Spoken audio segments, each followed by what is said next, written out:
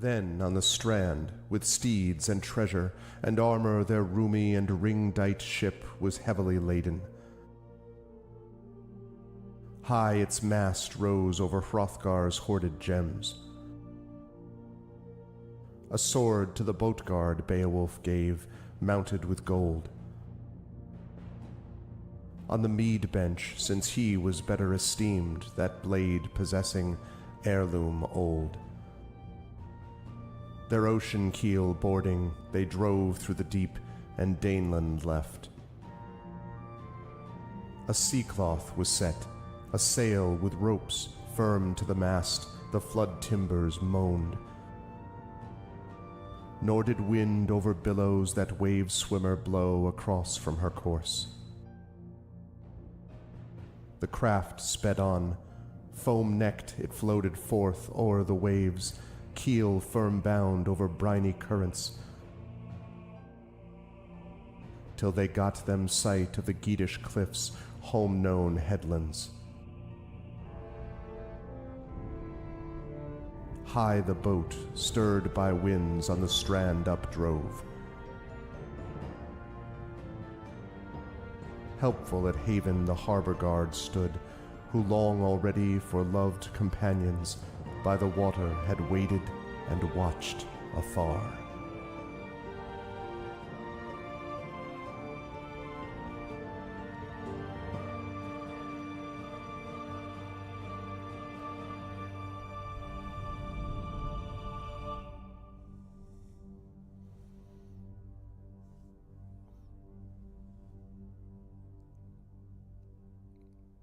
I don't know why it always looks like I'm the serpent, because that's what they put my picture over. What's going on, everybody? Welcome all, welcome Arvanauts, welcome everybody to a Tuesday stream. Welcome to February as well. It is February 4th, 2025, and we are here at a little after 1 o'clock Eastern. I apologize that we're starting a little late. A lot of family stuff I had to deal with this morning, but we are here and ready to go for day 14 of Beowulf Age of Heroes as we begin a new adventure in the campaign called The Witches and the Wyrm. Before we go any further, just a couple of reminders about ways to support our channel. If you have not done so already, please follow the channel. Check out our YouTube with !ArvTube. Thanks to all of those who have subscribed there. We have gotten more new subscribers. As I say, we're in a new record. We're only 9 subscribers away now from 1,100, so we are rapidly charging towards it. We are at a new record of 1091 subscribers to YouTube, so thank you. Please do subscribe over there. Let folks know about it and spread the word, and thank you so much for the YouTube support. Obviously, on our own channel, we appreciate the support of following here as well. Check out our Discord with !ArvCord. Definitely, so you can hang out with the Arvanauts in between streams. Twitter, !Arv tweets, but especially Blue Sky is !ArvSky. Please do follow me over there. That's going to be the main sort of micro-blogging social network going forward. Website, arvanelleron.com. Don't forget to check out Hearthglow. We now believe that we have a confirmed date, which is going to be in mid-April for Hearthglow at Sacred Heart University, the finale of that limited run podcast. But also, we're going to be doing another recorded session of that, probably coming either this month or in March. And then, of course, Triffid will be releasing the audio versions of that podcast after that. So we've got stuff coming up from that. Very exciting for Hearthglow. Check that out on that website, and also check out our Gen GM show. Zach and I just recorded a long-form Gen GM show last night, which means we should have some that video and some short videos of our GM and DM tip show coming out shortly. Thanks for all the support there as well. On the financial side, !Arv Treon is the Patreon, currently sitting at 86, trying to move that up to triple digits again. Cool stuff for you and the channel, so please do support us there. Please consider as well supporting us on the merchandise shop, !Arv Shop. We've got more emotes coming to the channel, and I'm hoping that I'll be able to talk Tari into letting us use a couple of those possibly emotes on merchandise and stuff like that for the channel too. So we shall see, but that's going to be coming sooner rather than later. So definitely support us by getting some swag on the shop. Support the Patreon, as I've said. Also, subscribing to the channel is always appreciated. You get those custom sub badges and emotes to use here, there, and everywhere across Twitch. So please do support us there as well. And the subscribe to us in the channel and inspirations, as I say, to help our players, which was very much needed in that freaking epic combat that we had over the weekend with Eberron, which was something else. But so definitely support us there if you can as well. On the publishing side, exclamation point Icarus, that's our graphic novel from Athos Arts. Exclamation point Library is our Tales and Tomes in the Forbidden Library. That's our 5e adventure and sourcebook from Alligator Alley Entertainment. And exclamation point Greyshade, that is our Greyshade IP, Greyshade Renegade and Heretic, the Grey Assassin trilogy from the amazing Athos Arts. That is available now. You can get the audiobook of Greyshade from our very own Trent Sparks there, and you can pre-order the tabletop role-playing game of Greyshade from Brandon O'Brien and Alligator Alley Entertainment. The text of that now is, as they say in computer parlance, feature complete. It's all done. The text is finished. It is currently in edits, proofreading edits. So we have done all the work that we needed to do on that, which means we are on track for a summer release. I am so excited for that game. It's amazing. Having had a chance to read through the world-building document, obviously the adventure previously, even the GM guidelines section, and of course the rules themselves. Super pumped up for it. It is going to be really awesome. I know I've been saying that, but I swear it really is the case. I've seen all the document, all the stuff, so it's going to be great. Brandon has done an amazing job, so please do pre-order it there. And last but certainly not least, exclamation point BLM, Black Lives Matter, important to affirm and assert the significance and importance of Black lives. Exclamation point Help Now, the World Health Organization page on suicide prevention. Important to reach out to others when you need help and reach out to others when they need help as well. And exclamation point Ukraine, UKRAINE, to help the people of Ukraine as they fight back against an illegal and illegitimate war with bravery and courage, and send the message we will do so for others in this situation in the future. One quick note on schedule, which is to say that in the afternoon at 4 p.m. Eastern today, I will be over on GOG.com's Twitch channel with the first Pen and Pixels of February. I will be playing Airborne Kingdom, so I'm actually super excited for that. That is going to be a good time. Yeah, I hope you folks will join us over there at 4 p.m. Eastern for that. And tomorrow, I believe it is, we have our first of February community D&D session as well. So that's going to be great, and you will definitely want to stop by for that too. I figured you would like that, Imaginary. Good to see you. Good to see. I saw Emily was here. Prince Justin is here. I saw Tom here. So it's a pleasure to see all of those lovely folks. Welcome, everybody. And pleasure to see Triffid here and Dragonspear. Pleasure to see Dragonspear here. Pleasure to see everybody is what I'm saying. So welcome. And it is a pleasure to introduce my dear friend who is totally ready right now and has been thinking about her level up for a long time and all that stuff. Yes, and it's always a pleasure to have Nari here, of course. Obviously, a super pleasure to have Nari here. I don't know whether Tari agrees. Tari's been like, listen, I don't know whether this Nari guy should really be here. But, I was like, listen, I think he's maybe all right. Like maybe it's okay. But we're allowing Nari for the moment. Everything I've just said I've made up. Anyway, but it's good to see everybody, and it's good to see TariToons, who is here and is available and is ready to go. Tari Tuesdays begin. I'm excited for that. And notice that my cat is also prepared for this moment. Yeah, Ganesh always wants to be here to be part of the excitement, because that is Ganesh's poses always scream excitement, always quite a bit. But it's good to see Tari here. Tari, welcome. Hello. How are you? How's everything with you? And yes, who are you playing now that you've put all of that work in? Because I know you've been thinking about it for weeks about leveling up your character. So anything cool and new coming from your character, and who is it that you're playing today, and how are you? Well, first of all, I'm good. And also, because I'm from ye olden times before 5th edition, I'm used to character level ups taking 5 fucking hours. So this was literally this took 2 minutes to do. It's faster. Basically a little faster, a little bit more streamlined. Don't need to dig through 500 books to pick out a feat. So that's helpful. But besides that, I'm playing Genofefa, who is a former follower of Runzelt, who sadly perished in the waves, defeating a big troll. Allegedly perished. I mean, no body has been found. I don't know. Of course. And she now single-handedly, without the help of anyone, saved an entire kingdom. Yep, by herself. No, that's totally what happened. No, she somehow fumbled her way, somehow miraculously survived.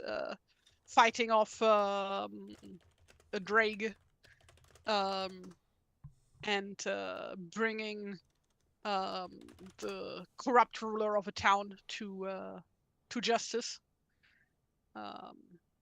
Sadly, Hilda the Spear died in the process. Yep. But justice was done. Justice was done. And we saved the kids, by the way. Any kids We did involved save were the saved. kids. Yeah. No children were hurt in the making of this movie. That's correct. So as far as level ups go, nothing interesting, just a stat raise, which she desperately needed.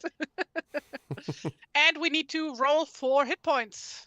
Oh yes, the exciting moment of rolling for hit points. All right, let's do this why up. Why did it reset my hit die again? Let's make this happen. I think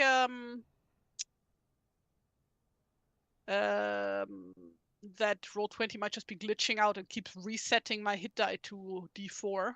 Yeah, it's supposed to be D10, right? It's definitely not D4. No. Let me double check. Trying to find the page. Yeah. The page. Genevieve is. Well, there's only the hero class. Ox-spirited, right? No, I was looking for the specific. That's Ox-spirited, the background, basically. Because nothing gets to the third level. You have 1d8 hit. That's what I would have thought. Die. Yeah. Okay. Except for level 1. Get to roll a d10. Okay.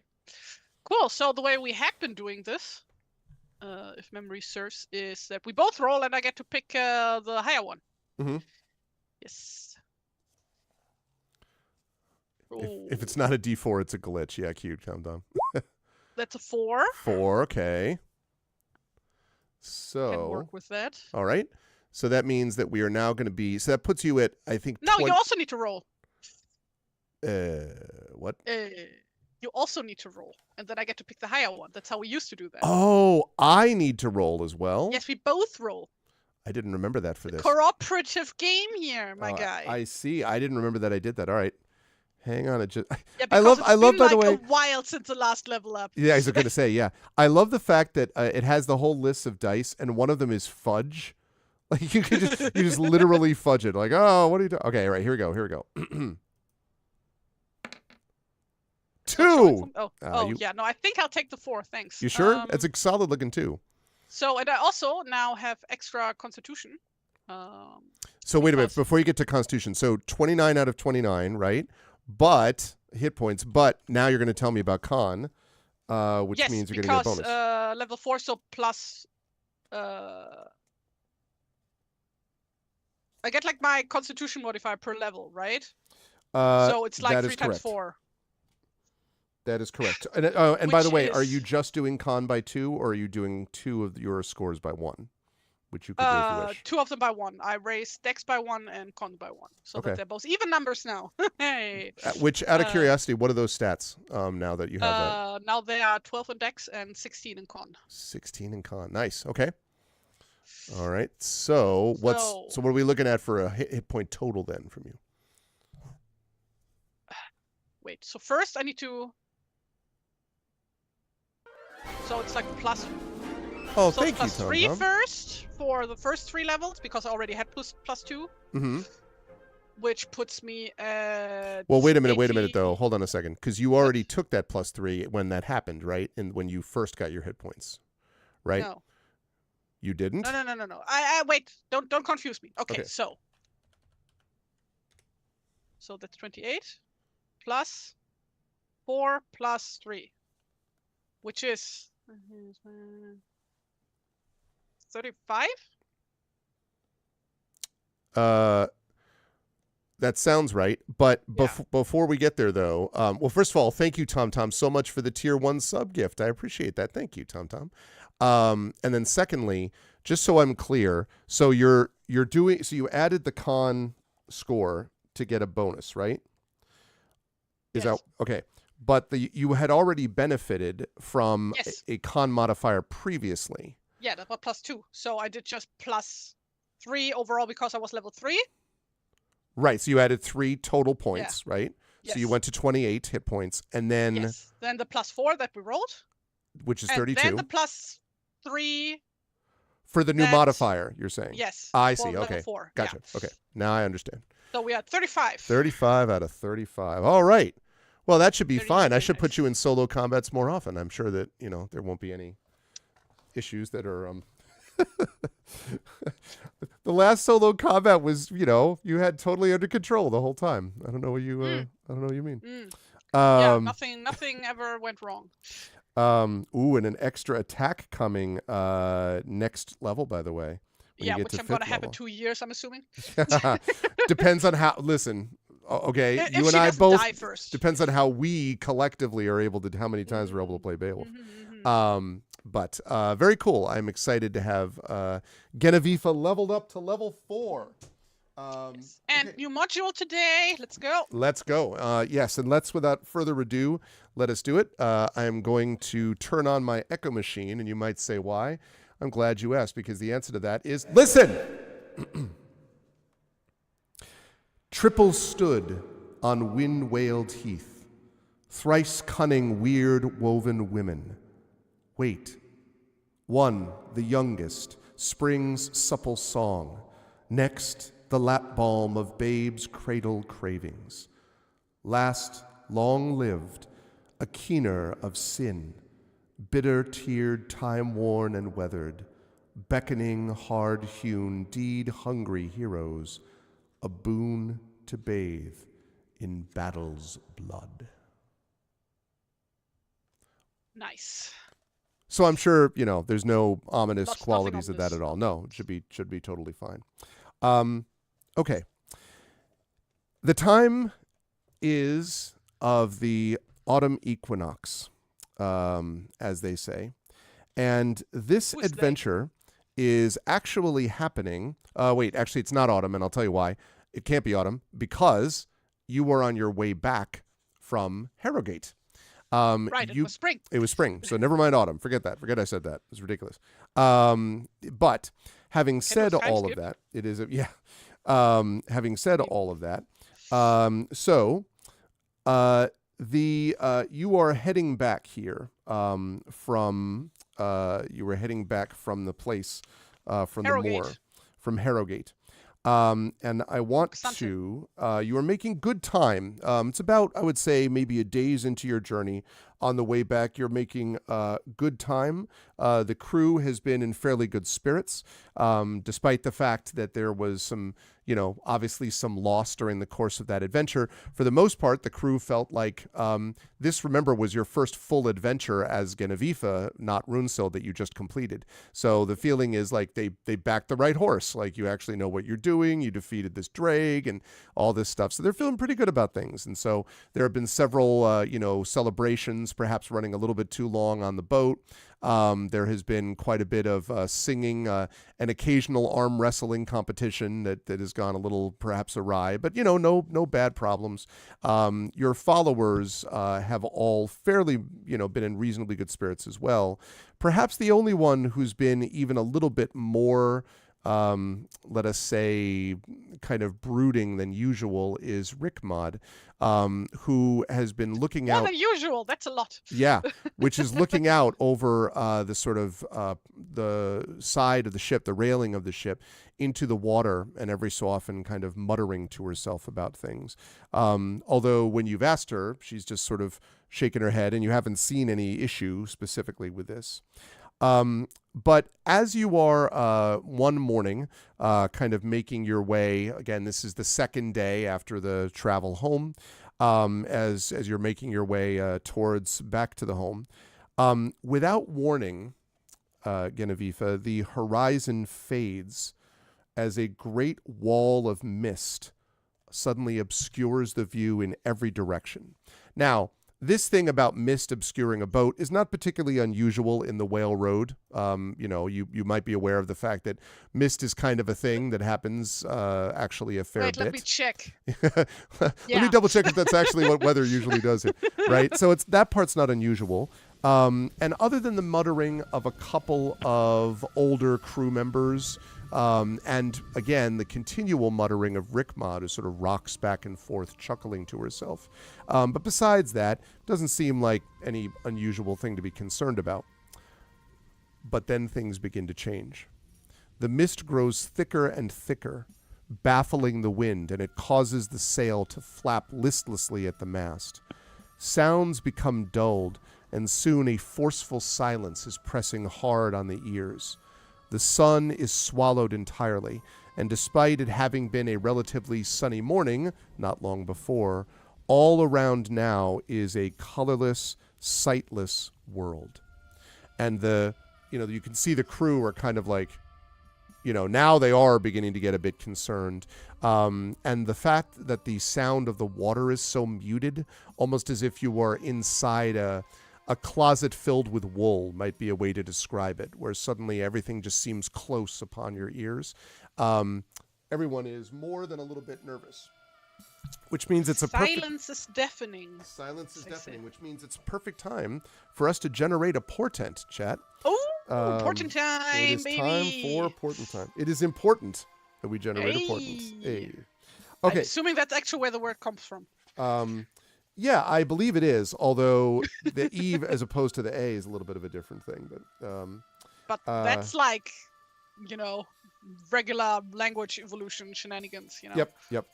That is a good way to put it, by the way, is that shenanigans really come into play. Dude, you have no idea. You have no idea how shenaniganery languages can get when they evolve. Shenaniganish, if you will. Shigananish. Okay. Oh, that's your cat. Shiganish. Shaganesh. Yeah. What? Look at this cat still refuses to be concerned. Like, Ganesh, there's mist. Aren't you worried about the mist? Can't Ganesh see is the not. mist. Eyes are closed. Ganesh is like, I am the mist. Okay. I'm Bat Mist. All right. So. Oh no! Do you know what mist is? Like letter for letter in German? Oh God, what? Manure. What? It's like a common curse that you say, like, oh, mist. Why would the Germans pick that? Shit. What? Really? Like I said, language evolution shenaniganery. All right. Well, let's get into some portent shenanigans. So, for those of you who haven't seen this before, the portent really impacts the rest of the adventure, and also, of course, impacts the follower pool. So, I am going to set us up our follower pool here. The witches and the Wyrm follower pool, or not follower, portent pool. Inspiration pool. That's the word I'm looking for. Inspiration pool. Right. Okay. So the way we do this is the player is going to roll 1d4 for me, please. A 4. And has gotten a 4. The most dangerous of all the... No, I'm just kidding. All right. So that means that we are looking at a noun, which means we're going to be rolling once on a noun table and then once again on a noun table. So let's see. So we are talking about that. No. Right. Okay, so 4 is noun and a noun. All right, so now we're going to roll for the first half of the portent here. The first word is a noun. So you are going to roll 1d6 and then 1d6 again, and I will tell you what the table is for the nouns. 6 and 5. 6 and 5. 6 and 5 means, salmon, which is delicious. I have some leftover salmon I need to eat. Okay, salmon. Like actually salmon? It literally is actually salmon. I love salmon. Okay. Right, so salmon is green, which means that the player gets an inspiration. Hell yeah. 1 inspiration point. Okay. Salmon. And then we're going to do another noun. So again, 6 and 6. No, I already got the 6 and 5. For those I need to... Yeah, because that's a cross-reference table. So 5 and 6. Okay. 5 and 6. Amulet. A salmon amulet. Salmon amulet. Salmon amulet. Salmon amulet? No. That's got to be the name of some like bad guy, some anime villain. Not salmon amulet. Okay. But the good news is that's also green, Tari. So that is, again, My favorite color. 2 inspiration points. Favorite color. Here, my curtains. Beautiful. Ah! That was a lamp. So, let's see. So we had... okay, so you said it was... Sorry, you said it was 5, 6, and then 6, 5? Or sorry, rather, the other way around. 6, 5, and 5, 6. 5, salmon. So salmon amulet. I'm writing along. 6. Okay, amulet. Got it. Cool. Just want to make sure I'm doing it consistently for my own thing as well. Okay. Right. So that is the first part of the portent. Lovely. Another 4? And now the second half of the portent is, yes, 1d4 for the structure. A 2. 2. That is adjective noun. And so now we're going to look at 2 6s on the adjectives table.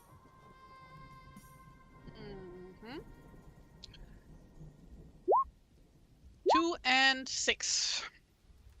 Okay. 2 and 6 is gallant.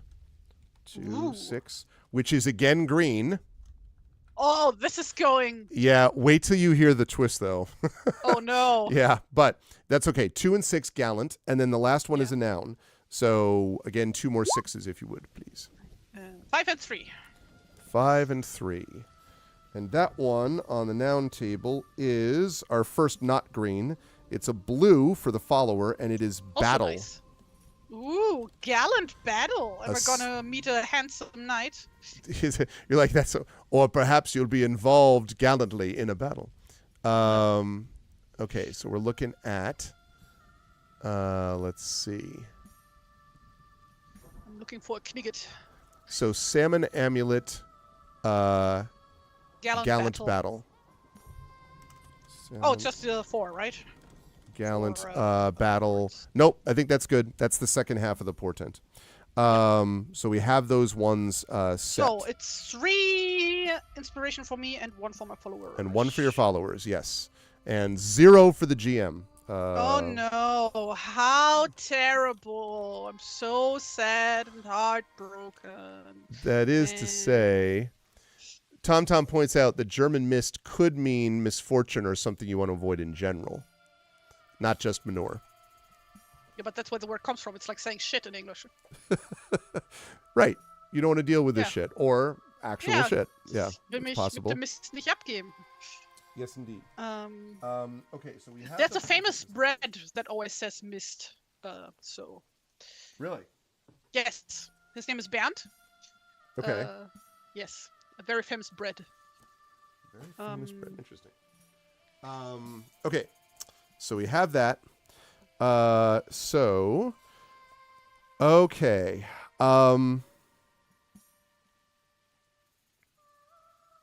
Because of that. Okay. Right. So I'm gonna use my beautiful pastel-colored text markers to highlight my my things, my stuff and things. Inspiration. Lovely. Okay. So Rickmod has been looking over the railing, as I mentioned. And as Rickmod is looking over the railing, she sort of kind of points downwards and she says, "You might want to look at this." And she points over the railing at the ocean. Right. She, like, stumbles over. And looking down at the water, you see a sort of long, well-sized fish leap out of the water. And now you are used to seeing sometimes fish that come near the boat, depending on the circumstances or whatever. But especially in, and it's not, actually it's not choppy right now at all. It's actually fairly calm, if anything, which is itself unusual for the whale road. But you can see a large fish, and it seems to be just one of them, that is continually jumping above the water. And Rickmod glances at you and says, "Put out your hand." I put out my hand. And as you do so, the water splashes up, and suddenly you feel something in the palm of your hand. Ooh. What is it? It is a glittering silver fish scale. Ooh. That is just sitting in your hand. You can see the water dripping from it. It's glittering even though the sky above is fairly gray, but even in the sort of limited light that you have, it picks up some of it. And Rickmod says nothing, but just sort of nods and then leavings. And then starts looking back down at the water. And you are left with this scale in your hand. Okay. Can I tell what kind of fish this belongs to? You suspect it is from probably a salmon. Hey! Who'd have thunk? Who would have thought it? But it is No, it's obviously a sea base, because it's always a sea base. I suppose, yeah, But No, because Animal Crossing is always a sea base, yeah. It's always a sea base. Oh God, I remember.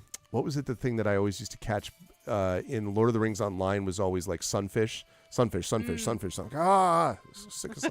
Anyway, so yeah, but of course, extraordinarily unusual that the water would just distribute a fish scale to your hand. But it's not, fish swim in the ocean. It's not totally surprising that a scale would show up. Why it would show up exactly when Rickmod predicted it would. We don't question Rickmod. I was going to say, it causes headaches. Yep. You get a migraine. Yeah, absolutely. And so the question is, do you want to do anything with it? I mean, it's just sitting there. Yeah, basically, Genofifa just stands there with her hand up and just looks at the scales and now? What do I do with this? And Rickmod sort of first doesn't answer, and you wonder if she's heard you, and then she says, "You might want to keep it close. It could have value for you. Or not, but it might be worth preserving." Right? Leavings. She just puts it away in her pouch or whatever. And you can hear now there's a sort of general muttering from the crew. And the captain comes up next to you, Genevieve, and says, "We're not going to get anywhere in this. With this wind, we might as well just be anchored." And he's not telling you to anchor. He's saying it's going as fast as if we were being anchored. Genofifa goes to climb up the mast to see if she can maybe see something better higher up. Okay. When you get to the top, you see the mist is just as thick there as it is down below. The whole area seems to have just been consumed by a cloud. Well, you know what that means. Everybody to the rudders. And so they do. They all drop down to the oars. I was going to say the rudders. Yeah, no, the oars. 20 people run to the rudder at the same time. No. To the oars. So they begin to pull and row. And the rowing, the water, even at one point, Genevieve, you probably tested to make sure, the water almost feels turgid to you. Like it's just thick. Turgid, meaning like really thick and like it's hard to pull it. Like normally when you have, people all working as one, the ship can move at a good pace, but or sometimes the waves can make it harder to, whatever. But in relatively calm conditions, it's strange that the boat seems to be sluggish and responding sluggishly. And I would encourage everyone to check out the incredible book, A Wizard of Earthsea, and look towards the end of it if you want to get a sense of what happens when a boat starts moving sluggishly in the water, as it is memorably described by Ursula K. Le Guin. And yes, this is no ordinary sea voyage. Well done, Prince Justin. I appreciate what you did there. You didn't want to start a row, but I had to mispronounce that for the myth. Anyway, so hours pass like this, Genevieve, in the listless mist, without a break in the gray monotony, when suddenly, crunch, and the hull crunches onto a pebble beach. And the crew sort of like is immediately freaked out because normally there are sights, there are sounds, there's like looming shapes even in the mist. You're like, oh wait, there's things coming, but you're like going along and then smash. The hull is just on the ground. There are no calls of shore-dwelling gulls. There are no sound of waves breaking on the shore or cliffs. There is no smell of sedge or heather. You're just there. And this is where I told you there'd be some unusual moments to this. The inspiration pool is now being adjusted. Oh, boo! Boo! Yep. Oh, Shibong. And it's so funny because it's like, I think this is the only time this happens in these adventures. You're like, God damn it. So for once I roll well. I know, right? The good news is you will still have an inspiration point when all is said and done. But what it means is that your followers, yourself, and I all have one inspiration point now. And additionally, right? Not additionally. Additionally, total. right? Sorry. That's all we have. And I quote, hopefully this signals to the player that something very strange is afoot and their hero is entering uncharted territory. So I just want to be clear about that. The hero is entering bullshit territory. Bullshit territory. I will stop sailing into the territory, as we would say. Yes, exactly. I see what you did there. I will stop sailing into the Bay of Puns, Prince Justin says. Very nice. Maybe we can watch all the ship talking here. Yep. Good one, Emily. I see what you did there. There are a whole lot of other topics. Again, well done. Exceptional. All such terrible puns. Let's celebrate them. Very nice, Neri. Very nice. I appreciate that. Good stuff. You all are really anchoring this game today, and I'm really grateful for that. It really has demonstrated your prowess as a port. Yeah. Sorry, I didn't mean to be. I don't know English ship terminology. I can't join it. I didn't mean to be stern. Yeah, let's go. Whoa, Orb Weaver with the 5,000 bits, but tis. Wow, Orb Weaver. Thank you very much. No, wait, is that? I always get mixed up about that. Is that $5? What is that? I forget what that works out to. Thank you so much there, Orb Weaver. Is that? I never remember if that 5,000 is $50 or $5 or $5. Either way, though, thank you, Orb Weaver. I appreciate it. Thank you so much. That's great. It's good to see you. $1 million. Well, the reason is that we have those new bits emotes, by the way. Oh, and I showed a bunch of people this already, but have you heard the good news about some of our new emotes from the amazing TariToons? 5 more are on the way, chat, but even in the meantime, there are bits emotes that you can get. Do you like my little swall animated? Would be about 50. Either way, though, Orb Weaver, thank you so much. I appreciate it. What do you mean you didn't spend it? I got something. I saw it there. I see the thing on the list. I appreciate that, Orb Weaver. Thank you. Hacked the Twitch servers and get hyped. To give himself what are they called? Robux. That's right. So this is the weather that's the animated blues ones. Oh, Twitch lets you earn them from surveys. Oh, nice. Well, seriously, thank you, Orb Weaver. I appreciate that. That's very kind of you. And I do love Arvany Swall. Yes, I am a big fan of that one. So we have a lot of new emotes. Thank you so much, Orb Weaver, for that. Okay, so you're here on this beach, and the rest of the crew is muttering very, like to each other. Cursed, proof. And you can tell that they are very much troubled by this experience. And the captain sort of looks over and he says, after kind of checking the boat, and says, I don't think there's any damage, but we're not going anywhere right now. Well, let's first try to figure out where we are, or how late into the day it is. Yeah, if you had to guess, by the way, probably midday based on how long you've been on the water. But it's hard to tell based on light because it's all just sort of dull and gray. Well, crew, you guys stay here. I guess we'll go explore. Let me I'm going to show you a I'll let picture you. that I have. I've got a picture for you. A picture. I have got a picture which is going to show up on Twitch chat. Whoops. Which is going to show up on Twitch in just a moment. I have a picture of all of you to show you what exactly we're dealing with here. Like, that should be good. Okay, and then this, and then this, and then... A little bit of this, a little bit of that. Mm-hmm. A little bit of this, a little bit of that. Do-do-do-do-do-do-do-do-do. Beach. Okay. It's also Wind Coast Studios today is living up to its name. It's very windy outside, so every time I'm like, you feel the wind and like whoosh, I'm like, outstanding. Keep it up. Good work. Okay. So I will show you on Twitch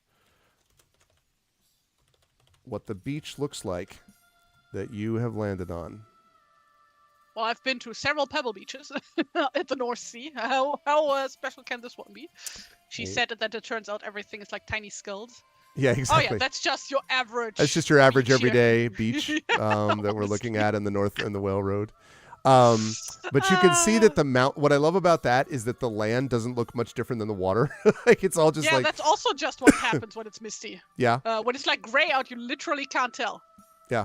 Where the water ends and the land starts. Yeah. And you can see as you look down that the beach is made up of gray sea-worn pebbles rather than sand, and it extends in a wide curve into the mist, probably 100 yards in either direction. From what you can tell, still from your vantage point on the boat, that the pebbles slope gently upwards to a line of dunes, which are topped with this dry-looking reedy grass about 50 yards inland. And the beach is eerily silent. Even the waves lapping on the stones make almost no sound at all. How bright is it currently? Like, can we see? You can see, but it's, as we said, like very grayish. I'm used to this actually from the Pacific Northwest, where my wife is from. Like, if you go out there, it's often just very, as you said, like very gray all the time. It can get quite bright despite that grayness. Here, though, you would say it's much more of a dim. It almost feels more like a winter afternoon, Genevieve, than a spring day that you would have hoped for, and totally different from the spring morning you were sailing in earlier today. Yeah. Then in that case, would light a torch. Okay. Hand it to one of my followers. Or actually, like multiple people are gonna get a torch, I guess. And we go climb the nearest dune. Okay. All right. As you enter, I have a map for you, which I will move you over to now. And you will see the incredible excitement of a largely dark area. Outstanding. Look at that. How incredibly valuable that is. Well, I see trees of green. Do you want to move your token onto the map? Can you do that? Have we talked about token. this before? Yeah, Uno token. 100% pixeled. There we go. Because Roll20 is incapable of rendering tokens at a acceptable I know, right? resolution. I don't know why. Well, if you like, okay, let me see. I'm going to see just, oh wait, can I? Can I not? Oh, interesting. I cannot apparently move it. I was going to look at it and see if I could, I have total and ultimate control. Unlimited power! Unlimited power. Okay, there we go. So I've zoomed in a bit. Let's move that over there. Okay, that's pretty good, I would say. Let's zoom that out a touch, though, so that people can see the scope of the beach that we're looking at. Okay. The scope of the beach? There's a bard around here? That's true. You find the scope behind you is like, you will try to... No. All right. Brave, Sir Robin. So, Robin, are you going straight in towards the dunes, or are you going, like, east or west along the beach? Up the dunes. Okay. Hoping to find a vantage point. All right. Let's do that. So... please ignore, as always, all the numbers. Okay. No, I do not want to enable dynamic lighting. Thank you, game. What dynamic lighting? There's no light here. Okay. All right. Let's do this. Okay. Right. Okay. So as you are making your way up, generally to the dunes, you find, and let me just make sure I have the right stuff there. Yes. You find right about, let's say, I'll reveal a little more.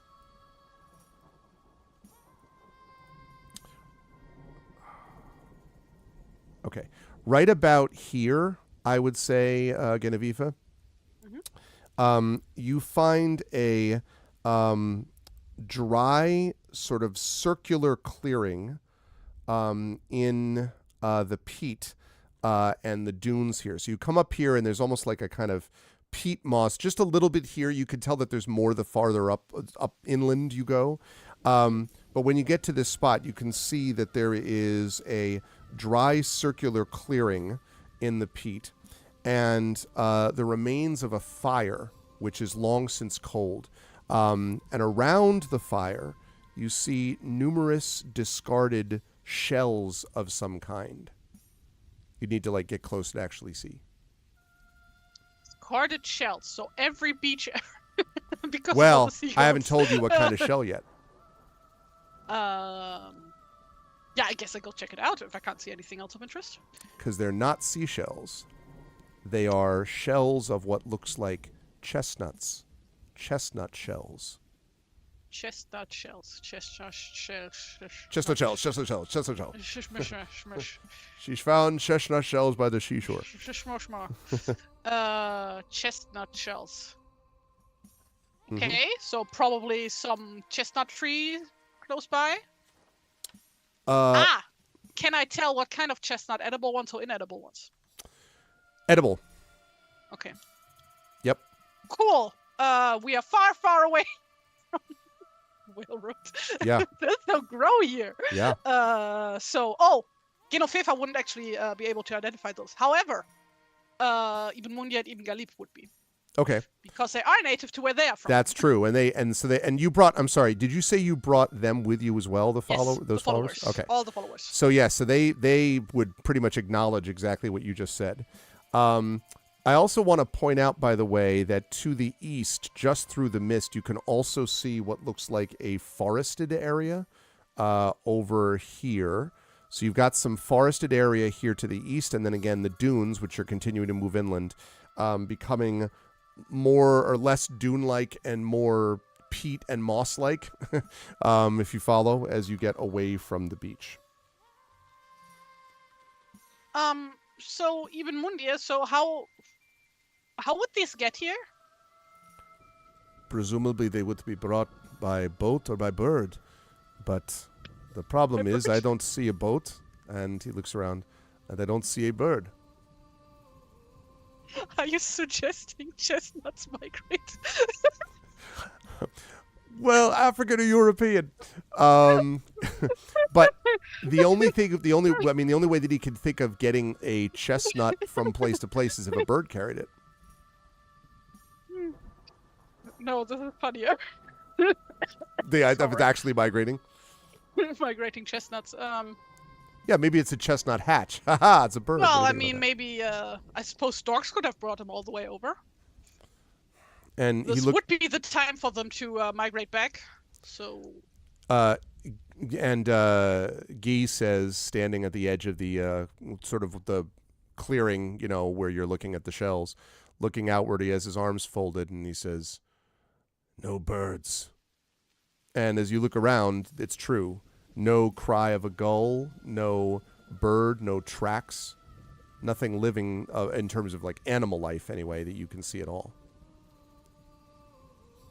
This is odd. If I would go over to the next bit of shrubbery, and just basically just move it about to see if she can spot any insects under there, because there should be some.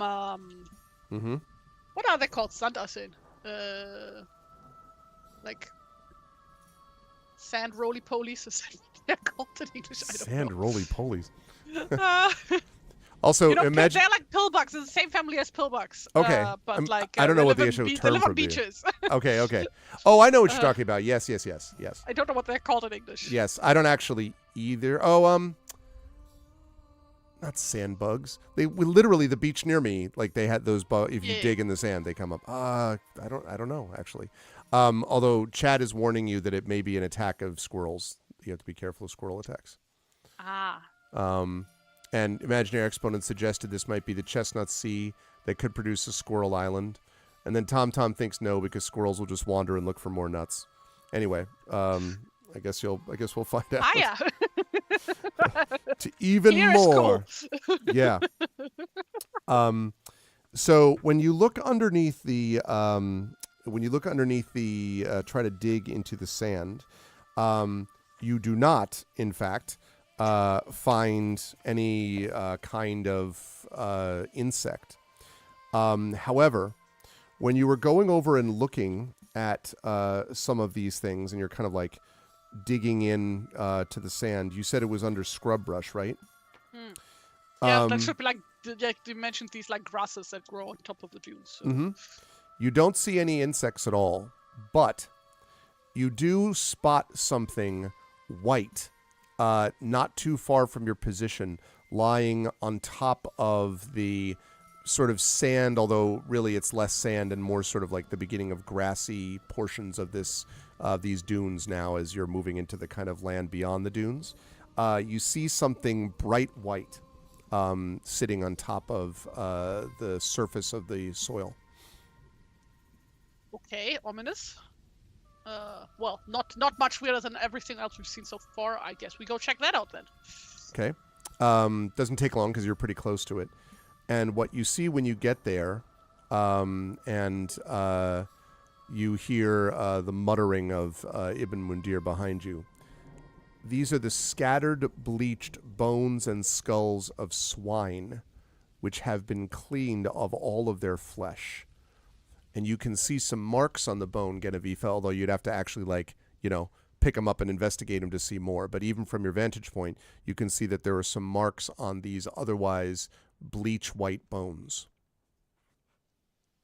Well, I suppose this means that this isn't at least not some tiny island, unless these also were brought over. Or can I tell if these are domesticated pigs or if they're wild boars? Unclear. Could be able to tell by the tusks. Yeah, that's true. Well,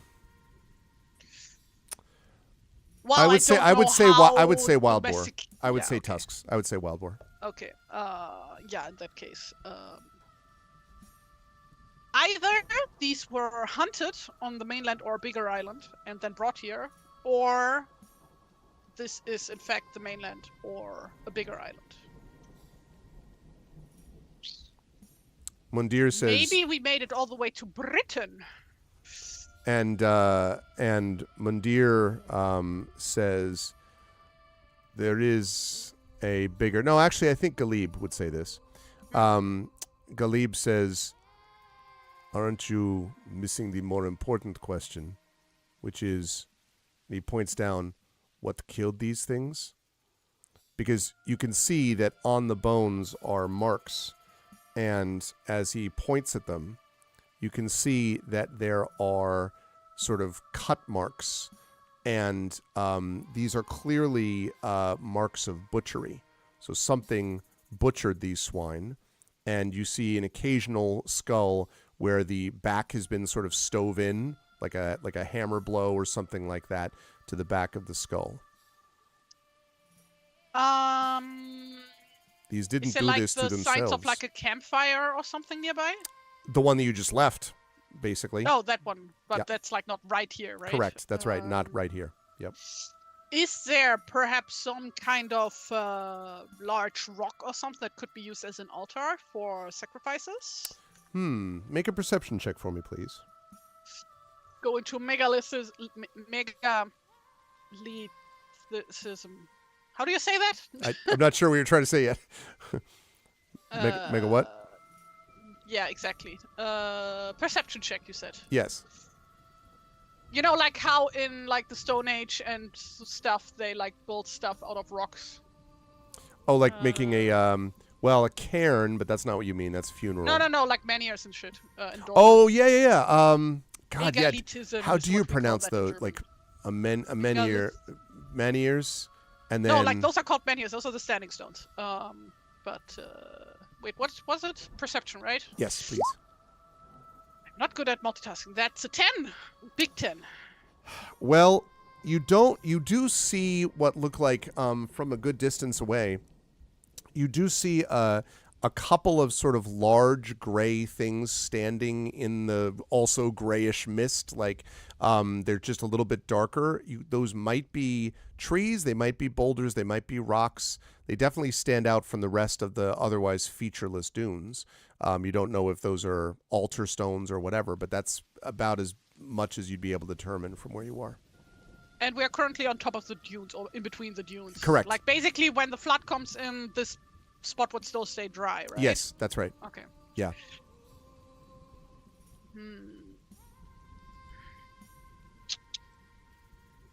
Well, Rickmot, any idea what this could be about? And Rickmod kind of hobbles over and she looks down and then she says, more leavings. People have been here. Sometime there were people, but who knows when. Yeah, but this doesn't look like the ideal picnic spot, is what I. That what depends on who is doing the eating. And as always, your followers, who of course are very used to Rickmod, but still they're always kind of like, like, because Rickmod is forever doing something like that, perhaps, but what if death happens, and they're all like, yeah. So. Let's go further then. We are gonna go ahead to the direction where perhaps there could be like a large rock or something. Okay. Yeah, it takes you probably about 10 minutes to kind of climb up and around, over the dunes, down the dunes, over the dunes, to get to where these things are. But you eventually find yourself, and I can probably move us forward a little bit. Let's make that more like... Too far. Not that far. The deer. Oh, dear. Oh, dear. Yeah, not quite. But you are, I would say, able to get find up a little bit. Pile of dead deer. Right about... Oh, dear God. Dear God. Let's say yes, most likely. We finally have our antlers. Sorry. See? Get it? Right. Okay.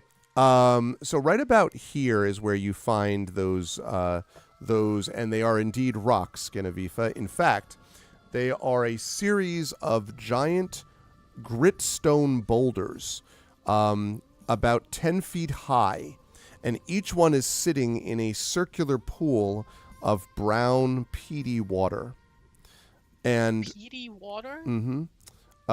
Like sort of like water from, peat, because it's always like very absorbent. So it would be like dirty water, really, I think is what they mean. Muddy water. That's a better way to put it.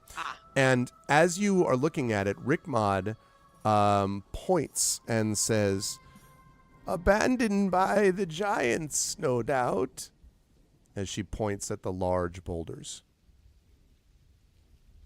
And I should mention, by the way, Genevieve, that you were, of course, aware that you have heard stories anyway, that in the old ways, giants would wander from place to place and would leave sometimes rocks in different places, either for amusement or because they forgot them. And or so, they tossed them. Or they toss them. So it's a very old, it's kind of a very old ways sort of comment that Rickmod makes. Well, let's hope they abandoned them and they're not like still roaming around. And want to fight a giant. And she says, "Oh, you would have heard them by now, at least where we are. Perhaps if we keep going, we'll discover them." And even Mundir says, "I would prefer that we not discover them." I'm with Mundir. So yeah, like gonna go have a cautious look around the structure that we find here. Yeah, it's a set of these basically arranged in a circle.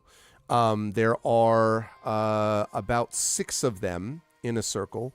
Again, all 10 foot, all very clearly naturally occurring boulders, but very obviously they have been placed here. They would not have just arrived on their own. So they've obviously been placed at some point by something or someone. And as Science, obviously. Yeah, clearly. And as you're looking around, each one of them is in that pool of water. You can see a couple of them are sort of leaning over where the peat has kind of given way a bit, and so some of them are a bit tilted. But they all seem to be about equidistant from each other. And in the center is a slight rise, like a slight mound, I guess might be the way to put it, in between these 6, in the middle of these 6 stones. No markings, by the way, on the stones of any kind. Why don't we toss them into the fire? No. Good luck. Another strength check. No! So you said there was like muddy water here. Where exactly? Underneath each boulder. So underneath each boulder, there's like sort of water kind of, I wouldn't say bubbling, but like clearly a little bit, maybe, I don't know, half a foot, maybe, of water at the bottom of each of these boulders. And then, as I said, there's a mound in the middle of them, and there's obviously no water in the mound.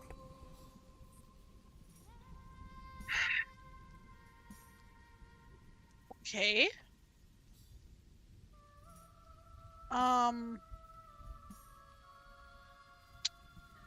So how large, roughly, is like the diameter of this stone circle? I would say they're each set about 10 feet apart. So there were 6 of them. So we're looking about a 60-foot circle, 60-foot diameter circle, I would say. 60 foot in meters. Oh. Let's see. What does that work out to? 18 meters. Yeah. Oh, that's pretty big. Damn. It's pretty good size, yeah.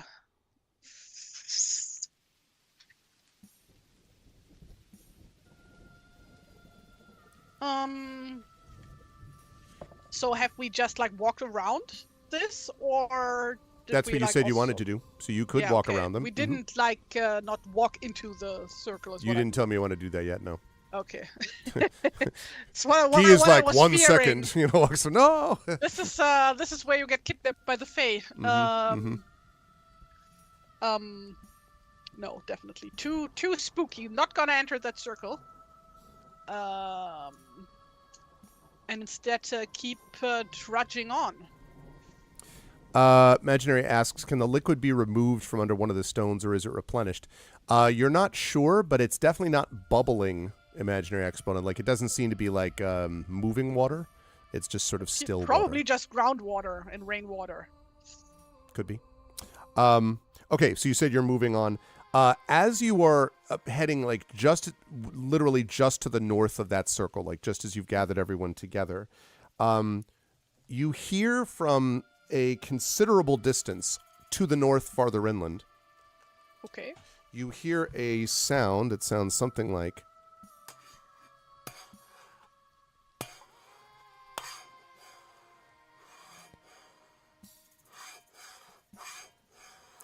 a scraping sound, but it's a pretty significant scraping sound, like a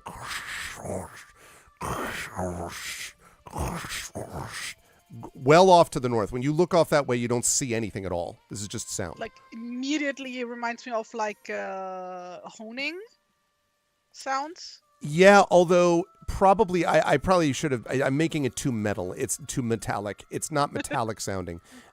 It sounds more like a scraping along. In fact, I should use.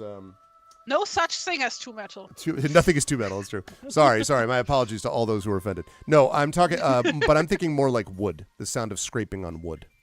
Scraping on wood. So like woodworking. Well, but it's pretty good. I mean, be a hell of a woodworking, because it's like pretty large sound, if you know what I mean. Okay.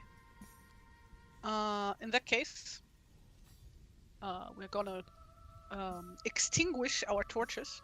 Okay. Also doesn't seem to be getting any closer. You just hear the sound in the distance. And gonna have Ginofefa and Yi go sneak up on wherever that noise is coming from. Okay. And like doing the whole thing, howl twice like a barn owl, and yeah, and twice like a screech owl, and we'll come help you. Yeah. Yeah, that. All right. So, you and Guy make your way forward. I would like you to make a stealth check for me, please, as you do so. Oh, I forgot. Do I get disadvantage on sneaking with my armor? I think we talked about this, and I think we said maybe. Yeah. Great, maybe. I have. What's my armor? I have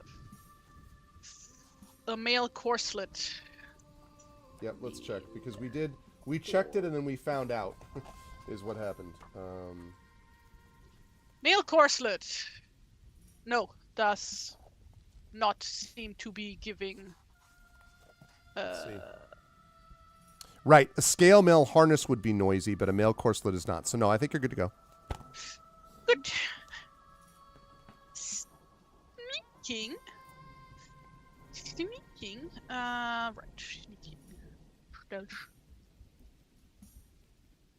I'm looking at the wrong screen. That's a natural 20, my guy. Wow. You just silently move forward. Eventually you hear Guy, where did you go? You've like completely vanished. No, I'm just kidding. You disappear into the mist. It's like in Metal Gear Solid 3 when you need to escort a injured Eva and your camo index is too high and she can't see you anymore. That's funny. I was thinking, like, Snake, where did you go? I was thinking about the biggest badass stealth stuff is in Thief, the game Thief, where you can literally be next to a guard in the shadows and the guard's like walking past you. And I remember at the time being like, okay, that's a little silly. And then they're like, Garrett's thief abilities are actually superhuman. Like, they're not. He was taught by people who use magic to do this. So, so totally silent. Okay. Which means that you're able to make some good distance up. And as you crest a hummock of peat, I wanted to say that because it's a cool sentence, hummock of peat. Hummock of peat. You suddenly see a white deer. It is chewing on the tender tips of what look like maybe gorse brushes or whatever. And it is a fine-looking animal. It's well-fed and strong. And it's just nibbling these brushes. As I say, in very good condition, this white hart. Sorry, chat, you can't see that, can you? 1 second. I shall improve this so that you can all see it.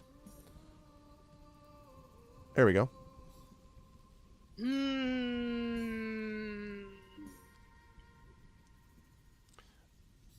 And Guy, Guy just sort of looks at you for what you want to do. He does not comment on the deer as Ibn Mandir or someone else might have. Trying to think what the appropriate thing to do here would be. If this would be like high Middle Ages, late Middle Ages, right? Then would be, oh yeah, of course you hunt this thing down because this is an amazing hunting trophy. But this is not that time frame. So I'm like, no, Ginofefa would just stay in her spot and admire its majesty until it moves along. It does actually start to move to the north. In the same direction as you were pursuing the scraping sound, which, by the way, has stopped. So the scraping sound wasn't coming from the deer? No. Much larger. Larger than a fucking... Okay. Yep. Right. Okay. Wait. I need to move my token. You should move my token. And I can't. You only have control over it.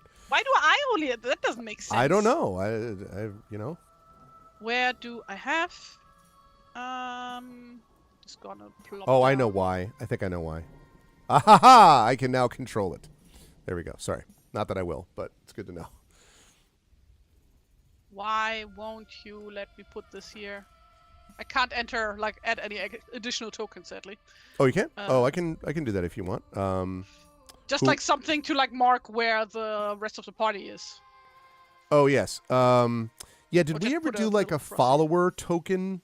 Well, there are tokens for every follower. But, No, I know, but I mean, like, you know how you did the group one? Yeah, like no, I didn't. Okay. Just gonna here and move that cross wherever it needs to go. All right. This is the rest of your followers. Are the rest of your followers like following you behind Guy? No.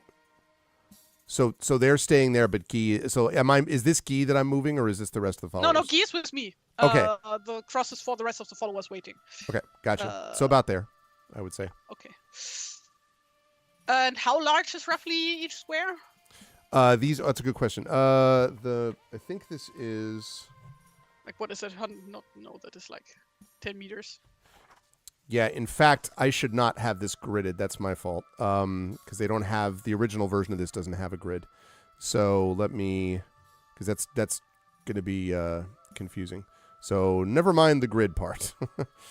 So basically, this is still too macro to be sort of actual battle map stuff. So I would say that you were from your position probably a good 100 feet or so from the deer, maybe 125 feet. You can see it, by the way, much more clearly than you can see anything else in this mist. So when it starts to move, you could stay behind it about the same distance if you wanted to keep your distance. Yes. Your original stealth is what let you move this close to it. Yes. Okay. Wanna stalk it basically because like it's really weird that the deer would go towards the noise. Yeah. So wanna figure out what that is about. Although the noise, and also remember I mentioned the noise has now stopped, just so you know. So, okay. So you do follow it as it walks forward. And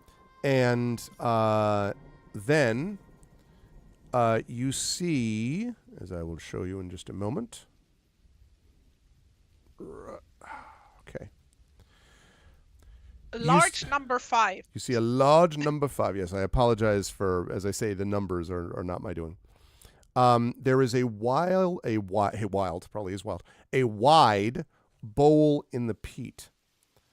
And standing in the center, you see, wait for just a moment as I give you this picture. The time has come for a picture. All right. I'm going to show you a picture chat. It may seem familiar to you because we may have used this before. I'm so tired today. I had a long day. Same, but I'm sorry that I contributed to it anyway. Why do I not have the thing? Okay, you know what? Well, if I feel like I can't do the stream, then I'll let you know. Don't worry. But okay. Just exhausting stuff. I hear you. Okay, good. Yes. Perfect. Good. So I now can provide. Oh no, I don't need to do that. I just realized I don't need to do that because I have tokens for them. Never mind. Chat, you're going to see something even cooler. With a steel chair. Oh my God! He threw him into the announcer table. I've been watching a lot of wrestling lately. I was gonna say, I was like, where is this coming from? I'm just very I've been annoying Nari horribly with making him watch wrestling with me. So and him just me explaining, okay, so this guy has beef with this guy and this guy. That's funny. Yeah. I mean, it fits. It's I love wrestling. What can I say? Just seeing people fly around. It's awesome. Back in the day, I loved watching wrestling on USA Network. It was, later on we found out sort of the unfortunate side of it. That was the steroid use and all that stuff, and that was not so good. But back in the day, Coco Beware and the Iron Sheik and all those people. Those don't ring a bell. Oh, Never yeah. No Coco Beware? The Birdman? No? Oh, man. No?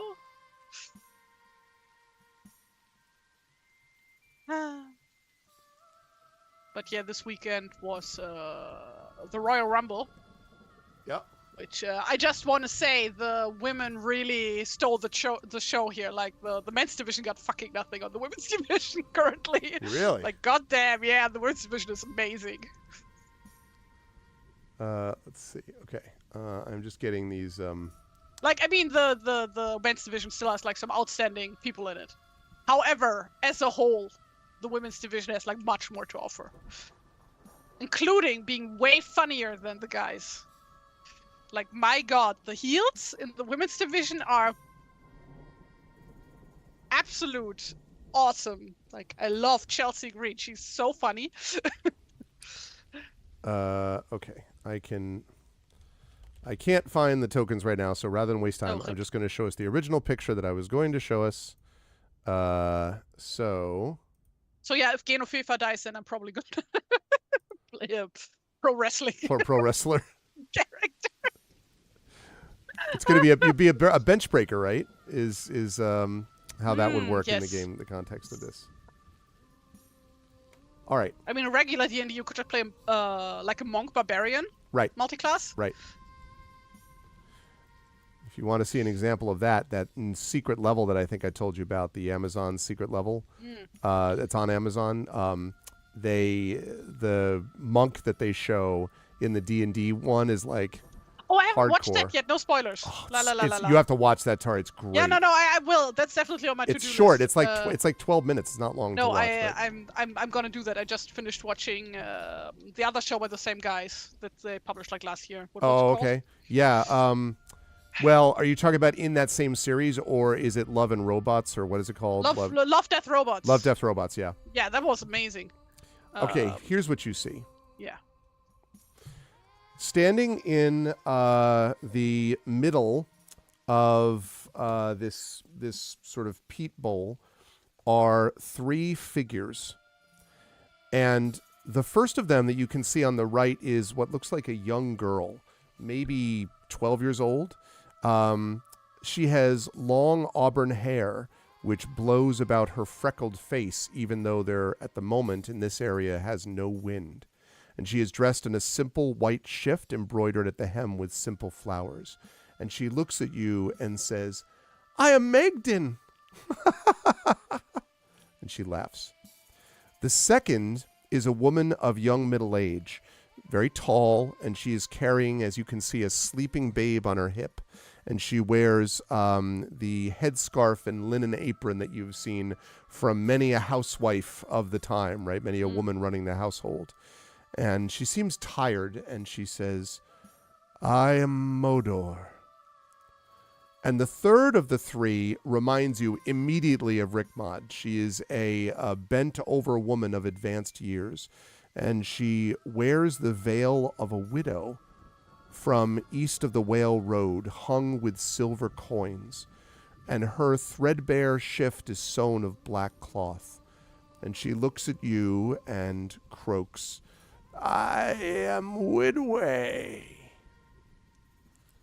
And the deer trots over to Megden, the red-haired woman, and she pats it and laughs again, and it nuzzles her and then bounds off. And the witches stare intently at you and speak. The young one says, "When shall we three meet again?" "When slain is the snake," says Modor. "When riven is the robber chief," says Widway. "When bound is the bauble," says Megden. "When fallow is the field," says Modor. "When hefted is the headless spear." And then all three together say, "The dimming of the sun and the rising of death itself in the breast of that which cannot die." And they fall silent. And now, Guy behind you mutters something inaudible, but it's like some grumble of something.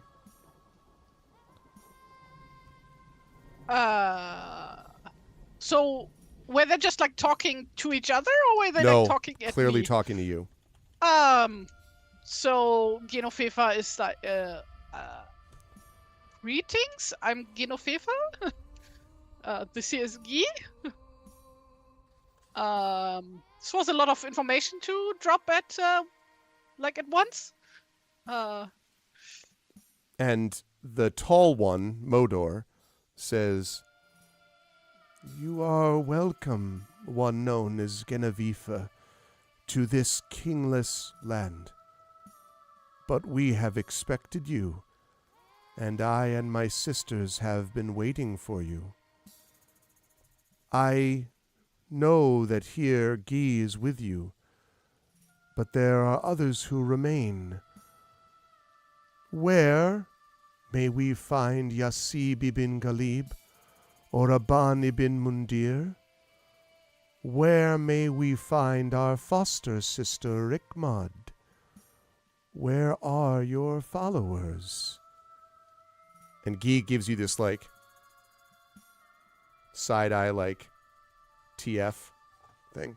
Fifa's like just standing there incredibly wide-eyed as it like starts to dawn on her who is she exactly speaking to. He's like, they are a bit further back. I can call for them if you wish. All should join in this great journey. They must make decisions for themselves. They have followed you, for they trust you. "Trust indeed," Widway says. "They have trusted you, and you have proven worthy of trust. But for how long, we wonder?" And suddenly Magdin goes, and laughs, and then falls silent. Yeah, basically, Genofifa turns around and like does a signal to call for followers. And the three of them, within a minute or two, arrive. Rikmad takes a little while longer, obviously, but does well, make they it, do wait for her. Like the guys are not going to run ahead. Yeah, well, right. I wasn't assuming that. That would be funny, though. They bolt forward and like she arrives. No, they so once they have all gotten there, they look. Now, Ghalib and Mundir are both kind of like, also giving very much the side eye as Guy is doing. But Rikmad sort of has her eyes narrowed, and all three of the women slightly bow, and Modor, the tall one, says, "You have guided these ones well. You are to be congratulated." And Rikmad says, "I did not guide them to you, one known as Modor. She must make her own path. You are providing prophecies she has not yet been prepared for." And Widwy says, "Our own counsel will we keep on when one is prepared, Rikmad. Remember your place." And Rikmad falls silent, but you are almost positive that you feel anger radiating from her, Genevieve. You don't even need to check to tell, because it's not a normal state of affairs for her. People just stands there like open mouthed, like, is this like really happening Yeah, right now? yeah. What's going on? Modor says, "There is a task we must ask you to complete. We are forbidden from undertaking it. Our wisdom and magic, such as it is, should be what is to bear, but we may not be a part of it. And your Rikmad knows this quite well." Rikmad says nothing. "The very turning of the seasons," Modor says, "is halted. The adder of summer has refused to sleep. Spring cannot end, summer cannot begin, until it does so. If the snake refuses to sleep and slough off its skin, then it must die, so that the seasons may progress, and the harvest and the winter beyond them." And Rikmad sort of looks at you and says, "This serpent is not easily dealt with, sisters." And the three women say, the younger one says, "We know that. Of course we know that. But your Genevieve, she may succeed where others have failed." And Rickmod falls into a sullen silence.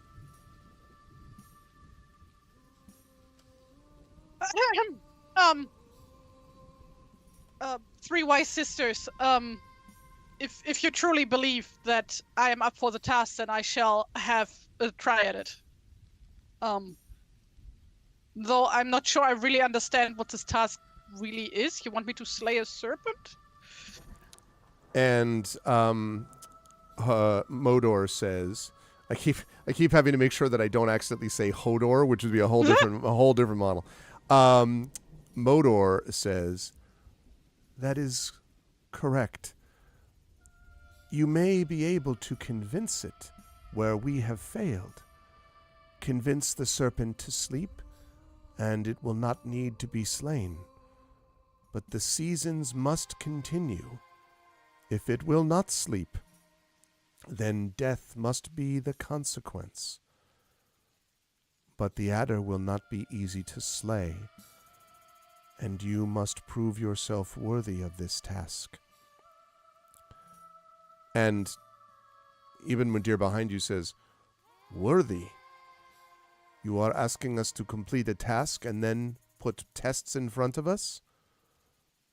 And the Widway says, "If you cannot prove yourselves, if you prove that you would be incapable of this work, then you are doomed to remain here, in this leaderless land, with no changing of the seasons nor turning of the tides. The sun and the moon will both remain in the sky, unseen behind the endless mists that these unnatural events have summoned. 3 tasks must you complete, and then a serpent you must convince or slay." And the red-haired girl smiles brightly. What may these 3 tasks be, then? "Speak to each of us in turn, and we will tell you of our quest for you." All right. I suppose I should start with Meglin, was it? Megden. Megden? Maegden. So you want to speak to her first? Yes. Because she Um, was also the first one to speak to me, so. That's right. And she says, "I'm so glad that you're here. We've heard that you're coming, and I was very excited to meet you. We've heard so many stories. And I guess you're doing another one." Every time she laughs, it's like this ripple of laughter that the other two silently observe and don't say anything about. Well, I'm honored that you have heard of me. So which is the first task then you wanted me to take on? The task. Oh, yes, the task, right. We have to give you a task for the snake. Isn't it silly that the snake won't sleep? All things must do as they must. The snake must sleep, and then summer and winter must come. That's the harvest and winter. That's how it works. But the silly snake won't sleep, and so Woodway and Motor say that it must die. I don't like it when things die, though. Nothing should die or change or end. I like things as they are. Maybe the snake is right. Oh, why did you ask me a question again? She seems very sort of scattered, Genevieve, as you're speaking to her. Because I wish to know what my quest is. A quest? Oh, yes. Well, a quest. I don't really have anything. Well, I guess if you could do one thing for me. I lost my crystal ball. It's my favorite thing in the world. I love it, and I miss it. And I'm sure it would help us with the snake. I don't remember why, though. But if I could hold it again, I might remember. And then I could help with the snake, and you could help with the snake if you helped me. It's last I saw it was in why do I forget things? The far forest, and she sort of points over towards where you saw that forested area that I mentioned before, Genevieve. Mm-hmm. Sometimes I like to tease a grumpy dwarf. His name's Philanger, and he lives there in a pothole. Isn't that silly a place to live? But that's where he lives, and he's always coveted it. You see, he made it for me, but he only made it so that my sister, and she kind of looks up at Motor, would fall in love with him. But it didn't work. Can you imagine kissing someone like that? He's all stubble and coal smoke. Well, but anyway, he gave it to me, and then he's always resented it.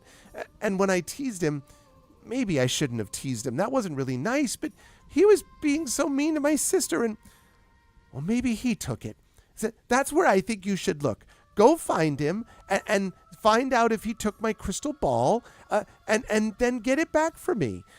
If you go there, and she kind of like vaguely waves in the direction of the forest, there's a river. And if you take the river and you go up the river, then you'll find the dwarf's hole that he lives in, or his house, or his workshop, or his mill, or whatever kind of dwarf house he lives in.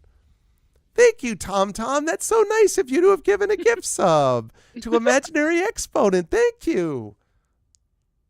She sort of speaks to some random figure in the air. And she looks back at you and she says, "That's my quest. But you can't kill anyone to get it back. I can't bear the sight of blood, and no one should suffer over a crystal ball. Or at all, really. I mean, I guess you've had to kill some people before. That's what heroes have to do sometimes, but I don't like it. Don't kill anyone. Just get my ball back." All right. That sounds doable. Thank you. Then I shall go do that. And then she turns to Mordor. Was the one with the child, right? That's right. Yeah.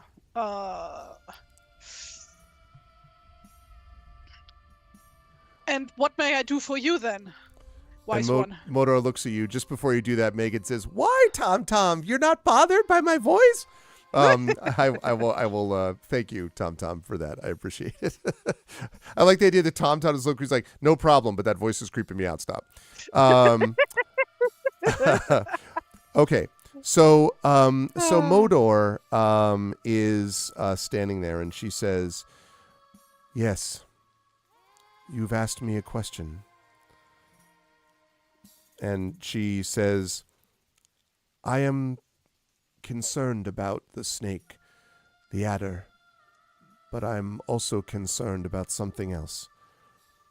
If one knows," and as she talks, she sort of draws breath, and every time she kind of exhales, you just feel this weariness. And occasionally the babe, which is asleep, stirs slightly and kind of gurgles a bit in its sleep. But otherwise, Modor is just sort of, like uncertain, I guess you might say, about, or weary might be the better way to describe it. And she says, "Beyond the peatmoor, if one knows the right path to walk, is a lonely croft, where a kingless farmer ekes out an existence. But they are like a rudderless boat, drifting without proper guidance. They cut peat, they collect bog iron, they fashion tools to coax vegetables from the hard earth. But their croft sits on land with a more ancient owner, to whom no respects or tributes are being paid, and that owner does not welcome the working of iron on their land. This farmer is in danger. If you can resolve this situation, one known as Genevieve, I will give you help to find the lair of the adder. All right. That also sounds doable. Thank you too for trusting me with this. It is not I, but fate that has brought you to us.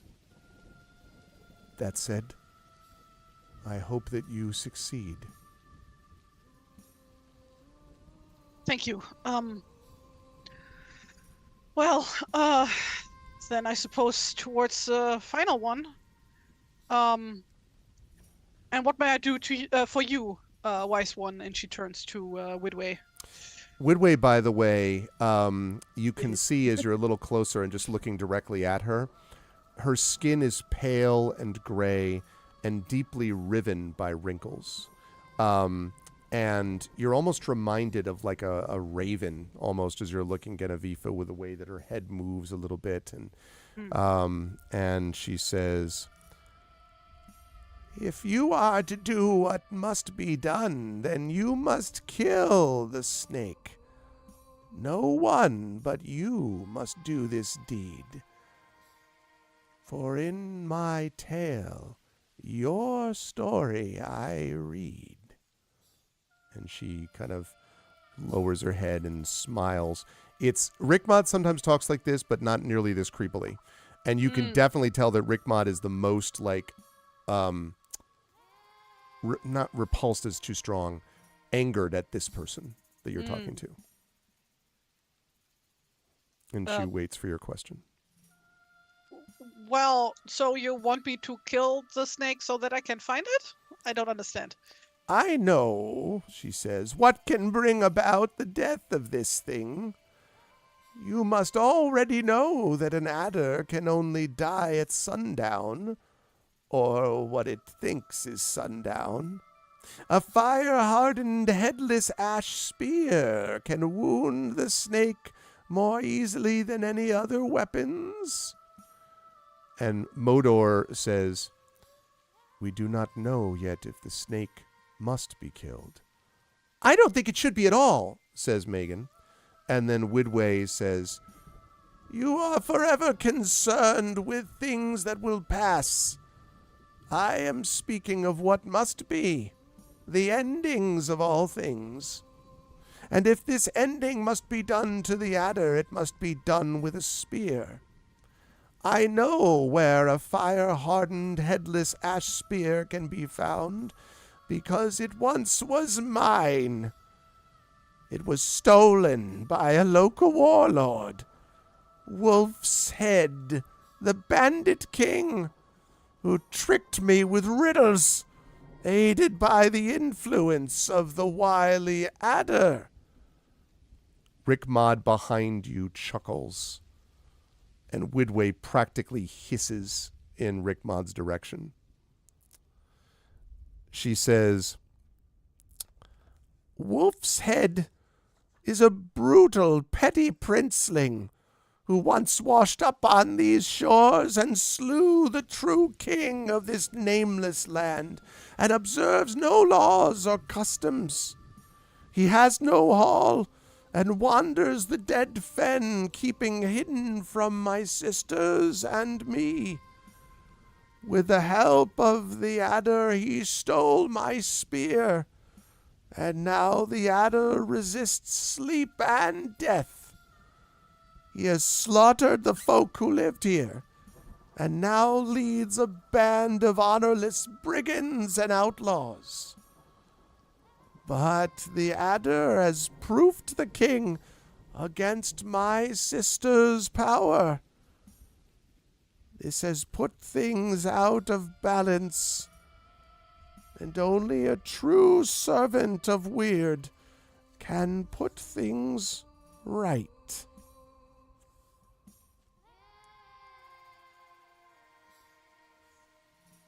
So you wish me to return your spear to you? Yes, and then I will gift it to you to do what must be done. And again, Magdan says, we don't need to kill it. And Modor says, We may or may not need for the creature to be slain. Only Genevieve and her companions can decide. But know that something must be done.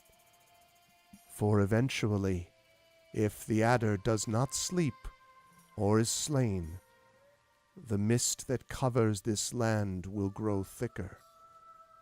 Eventually it will cover everything, and the yarn shuttle of time itself will cease to move back and forth. Weird will unravel. Time will no longer pass.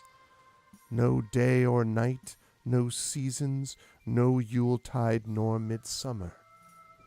Only grayness forever.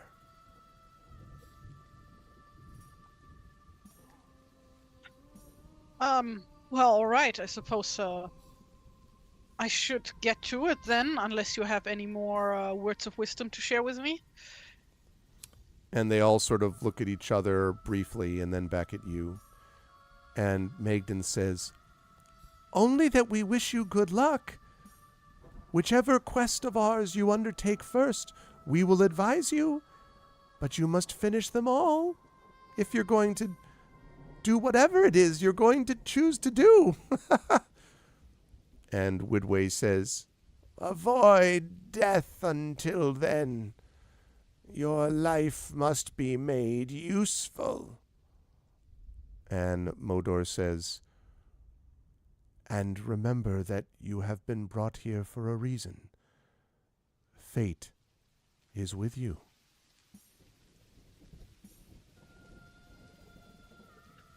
Well, all right. Thank you then. I shall be off then.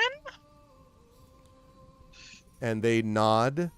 And so it depends on, and I guess the question is, and then I'll describe what happens when you leave them, but which one are you doing? Like, are you going to do, which of the quest do you want to take first, I guess? First the crystal ball, I suppose. Okay. So if you're going to do that, you're going to be heading to the east. So as you head off to the east, you can see the witches. Oh, she bows also before leaving. Okay. Deeply.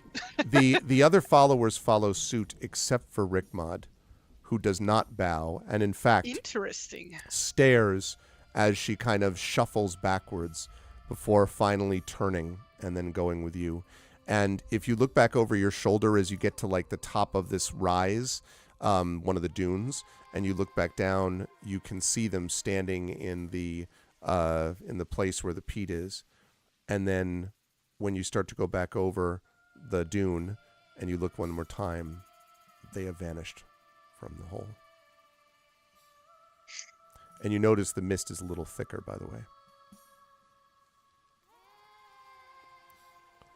So Genoveva seems a bit out of it, considering that she like literally just spoke to God.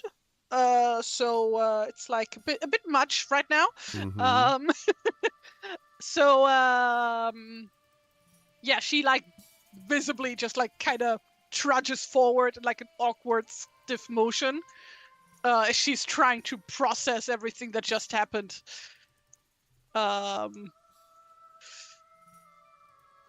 Yeah, and she, as you're doing this, at one point, the Guy says, "3 sisters." Yeah. And says, "Omens." And Rickmod says, "3 sisters, fools," and just continues to shuffle. Rickmod, can you elaborate, please? Did we not just speak to who I thought we spoke to? Rickmod nods and says, "But you are not ready. They should not have brought you into this. They are being unfair to you." Is it not like maybe a little bit presumptive of you? No offense to question their judgment. And Wouldn't they know? And she sort of looks at you and says, "They know how best to control the people of the earth. They are capricious. And then she mutters to herself and says, they have the vision and the way, but they do not have a heart. You've never heard, like, Rickmod speak like this, but clearly she's enormously pissed off. Like, this is 5-alarm fire from Rickmod pissed off. So, and yes. And does not, by the way, seem to be denying that what they're saying is true, but she just seems very pissed that they're, like, involving you somehow in it. I do not understand, even remotely, what's happening. So, besides that you are mad at them for making me do this, but also, you personally know them? Is that what I get here? Like, you're on a first name basis with them? Is that right? And Rickmod kind of looks at you and murmurs to herself and then says, they are of my order. And then she kind of like stops and says, I cannot explain it, but you will understand in the end. I'm not so sure about that. Considering that I rarely understand anything. But I suppose if we want to get off this island in some fashion or form, we have to do this anyway. So what point is there in questioning things, right? Which means that following their directions, you head off to the east to the forest. Now, a couple of notes, too, that I wanted to mention, which is that Megden, when she gave you the directions, also made it very clear that Full Anger the dwarf is very bad, in quotes, and has to stay in the forest. No one can make the dwarf do what he's told, but they can at least keep him in the forest where he likes making things. That is what can you remind me what the second quest was? The one from Mordor? That was the one of resolving the dispute about the farmer who's living on the land of some previous owner that doesn't want him to use iron on the land, and the farmer is not paying attention. Again, Mordor was very sort of vague about what that meant, like what it meant to resolve the battle or resolve the dispute between the farmer and whoever the quote original owner was. But yeah. Yeah. Oh, actually, first we would go back to the ship to let the crew know. As you head back to the ship, you can do that. By the time you get back to the ship, you can see that the ship is in front of just a wall of gray mist.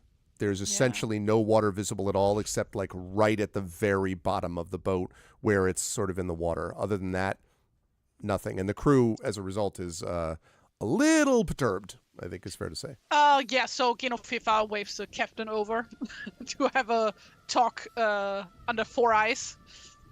And the captain says, I don't like any of this. It's unnatural. Have you found anything? Yeah, I found the three sisters. And he sort of pauses, and then he says, the sisters? Yes. And his voice lowers, and he says, that cannot be. You must have seen an illusion or a trick. I mean, that may be the case, but I think for now, considering all the weird things that seem to be going on here, I decided to just roll with it for now.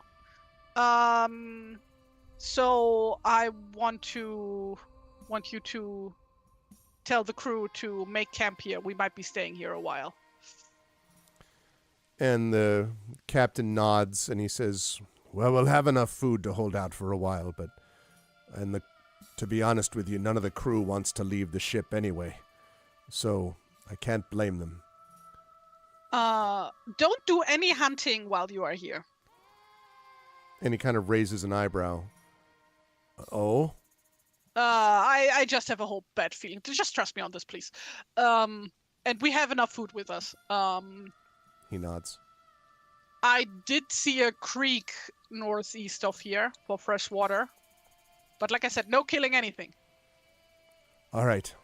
We'll make sure not to.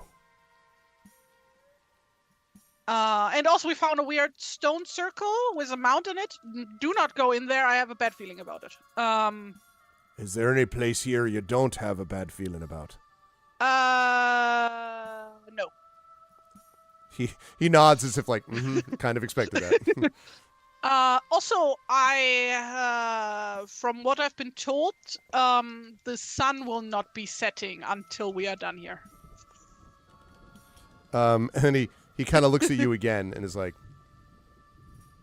and then he says, all right then. Just, if you have to, just like keep the crew distracted, please. I'm taking care of it. We'll be leaving here in one piece.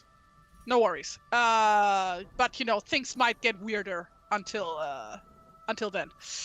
What if something attacks us? I don't think that will be happening, to be honest, but you can defend yourselves. And he nods and he says, and where are you headed? First to the forest, northeast of here. I suppose I don't have to tell you to be safe, but I will anyway. It would be a shame for you to be the hero of Harrogate and then never get home to be able to celebrate it. Well, yeah, the three sisters told me not to die, so I plan to not do that. Plan to heed their word. Though, then again, even if they wouldn't have told me, I would have planned to do that, so... Anyway, everybody, let's go have some lunch, dinner, breakfast. One of those three, whichever is most appropriate for the time of day that we don't have right now. Right. And then we get going. So you do that, and that allows us to head up to the forest. Now, you were told, remember, Genevieve, that you were supposed to follow the river, basically the path of the river, which is here, basically into the forest, and basically to find the dwarf's home from there. That was at least what you were told. But we're going to see whether or not you can actually do that. But once you arrive up there, as I have to adjust this chat, give me 1 second quick. Good. All right, let's move that like that. There we go. Hey. That's more what we're looking like. Good. Okay. Once you're outside the forest's edge, and as you are sort of walking into the woods, there is an image which presents itself to you, and I'm going to show you that image. A literal image. It is a literal image, yes. Okay. Oh, wait a second. I got to put that, paste, crop, save as.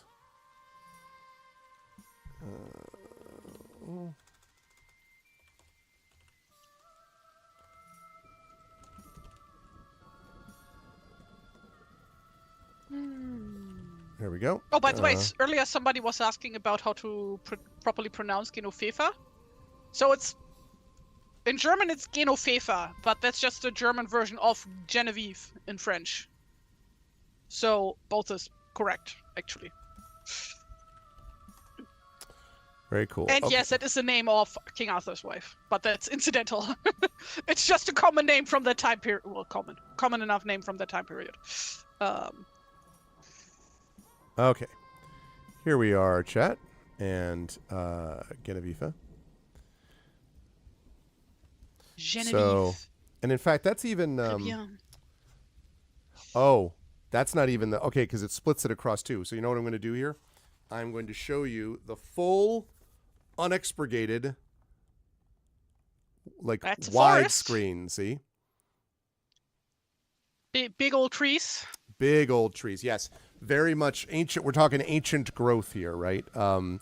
And there is, as you are sort of walking down this path, it is very sort of dense, and sort of as you're kind of passing through. Again, what's so mysterious about it is there's no real sound of birds or movement of creatures or anything like that through this forest as you make your way through it. And so are you following, I'm double checking, I don't want to just assume. Are you following that river basically as you were suggested that you should? Okay. Yes, definitely. And not straying from it. Okay. Don't leave the path. Okay. That's never had a problem in any forest area that I can think of ever. Okay. Which leads us to about there, I think. Ooh. Okay. Tired. Yes, fear not, because we're coming close to the end here. Who is Dutch for tired, for reference? And it's a sound that cows make in German. Oh, really? Like I said, language. That's awesome, actually. Okay. So now you are making your way down here and again, this ancient forest, these trees are huge. There's this almost, as you walk, Genevieve, there's like this endless canopy of branches that are thick with moss and hanging lichen. And the mist is still prevalent here, kind of winding its way in spiral patterns through the tree limbs, one way to do it. And so, as you are making your way through, the forest is very dense on either side of this river, and there are often cases where you and your followers find yourselves in a kind of deep gully with sort of overhanging walls. And in some places, the bank doesn't even have space on which to walk any further, and you have to cross the raging torrent of the river, which is in full flow. And as you are sort of making your journey along, there are several other obstacles which we're going to talk about next time. But what I do want to mention before this is that as you are about to undertake some of those obstacles, which I have previously mentioned, you notice something else about the experience, and that is there is an additional hissing sound that is not coming from the water beside you.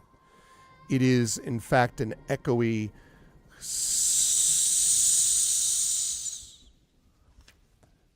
and to the south of you, somewhere in the trees, much closer than before, although not getting any closer to you, just not getting closer to you like as you listen, but closer than it was when you heard this before, a giant scraping sound of something on wood. You hear this hissing coming from something enormous as it passes through the forest below you. And Rickmod kind of looks in that direction. This is why we should not have been included. But now it appears the adder himself is watching your quest.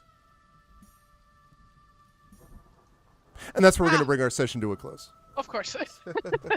Naturally, right? Oh, boy. I told you this is going to be a little different, right? You must have been so happy when you found out about this module, right? You were like, oh my god, this is perfect. Yeah, I was. I thought it was going to be awesome. And especially because it comes in that time, like on the way back to one journey, suddenly you got Mist, then you got the three sisters, you got the witches. All you have to do is like do their quests, and then you just have to convince a giant worm snake to shed its skin or die. So, I mean, it should be fine. Yeah, watch out for the adder. I love it. I'm so excited to see how you handle this and these different quest structures. For reference, and I have this written down here, that this is like literally Genoveva's religion, the three sisters. Yeah. So that's just like it was one of the many reasons I was excited. Eye, as we say in German. Yep. And I was also interested, I mean, like, I was curious, too, about how you were going to feel with the fact that Rickmod is obviously pissed off about all this, right? That that Rick Mod was like, why are you being like, clearly feels bad for you on some level, right? Like that just, because I mean, you're used to having someone who says mysterious stuff and seems awfully witch-like, and then they're just like, listen, you may be a witch, but we're like the witches, Yeah. but it is not the case. The reverence for the gods was one thing, but there was also people being very pissed off at the gods. You know what I mean? Yeah, Like for this definitely. sort of thing. So yeah, I'm super interested to see how So, Genevieve handles this. Fifa is definitely terrified because she knows has heard all of the tales about the gods and about like how vengeful they can be, or like how they might not always have your best interest in mind and stuff like that. But Right. like this is also, you Yep. don't just say no. So No. Right. Yeah. That would not have been. And I'm also glad, I wasn't sure how this was going to work for you. Also, I'm going to just move you and let me know if you're cool with this. That you should be probably here-ish. yeah. Is that okay? Okay. I told you to just move my token. Well, I didn't want. I don't want to. I hate being like, I'm going to make you. It's your adventure. Right? Just tell me where we are. God damn it. So, but what I wanted to say was that I was also I exactly as you thought through it, and I want to give you credit because you've done a very good job at sort of explaining your feelings as you go along with chat, like, because it's helpful, I think, to chat for you to be like, I'm thinking about this, like, and then I'm wondering about this, like, that's really helpful instead of just being like, I silently suddenly do something out of nowhere for no reason. And so the whole thing about the heart, about whether you're going to shoot the deer, was exactly right. You're like, oh yeah, you go after hunting stuff, but at this time, I don't know, because it would have been interesting to see what would have happened if you killed the deer. This felt like a test, yeah. Yeah, Like yeah, this yeah, was yeah. like this is here for very good reason. So yeah, very glad I didn't kill it, because I have a feeling this talk might have gone a little different if I had done that. With the three witches, I love, by the yeah. way, the three witches are really fun to play. I really enjoy watching you play off of them. Which leads me to ask you, how did you feel about today, and where will the folks find you next? This is tailor made for Genevieve. Very much looking forward to that. To where this is going. Aside from like upriver, downriver. Yeah, that's right. At the moment. At the moment. Yeah, gonna have our Rose Red and Snow White dwarf moment, I guess. For those of you who are not familiar with that fairy tale, because that one is a bit more obscure. Despite the name, it has nothing to do with Snow White and the Seven Dwarfs, even though it also features a character named Snow White. Though technically one is Schneewittchen and the other one is Schneeweißchen, which both mean Snow White, but it's a different dialect. Ow, I just hit my elbow.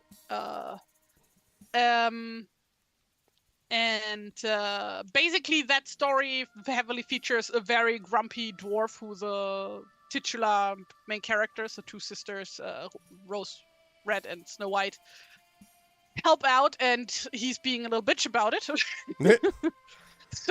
this is kind of what I'm expecting now. Okay. Dwarfs are not known to be nice in most fairy tales. Or sagas, for that matter. In fact, for those of you familiar with Lion, the Witch, and the Wardrobe, the dwarf that assists the White Witch, like, is basically her right-hand dwarf, is exactly that. Like, very much on the side of, like, the boggarts and the giants and the bad guys, as opposed to, something else. So Tolkien's version of the dwarf is quite different in emphasis. Oh yeah, like Tolkien dwarfs are very, very different from folklore dwarf, aside from the whole smithing thing. But yeah. In like Germanic quote unquote folklore, dwarfs are little bitchy little bastards for the most part, who only have their own best interest in mind usually. With like the exception of the Seven Dwarfs from Snow White and the Seven Dwarfs. But even those guys are super grumpy and only agree to help Snow White because they think she's cute. So,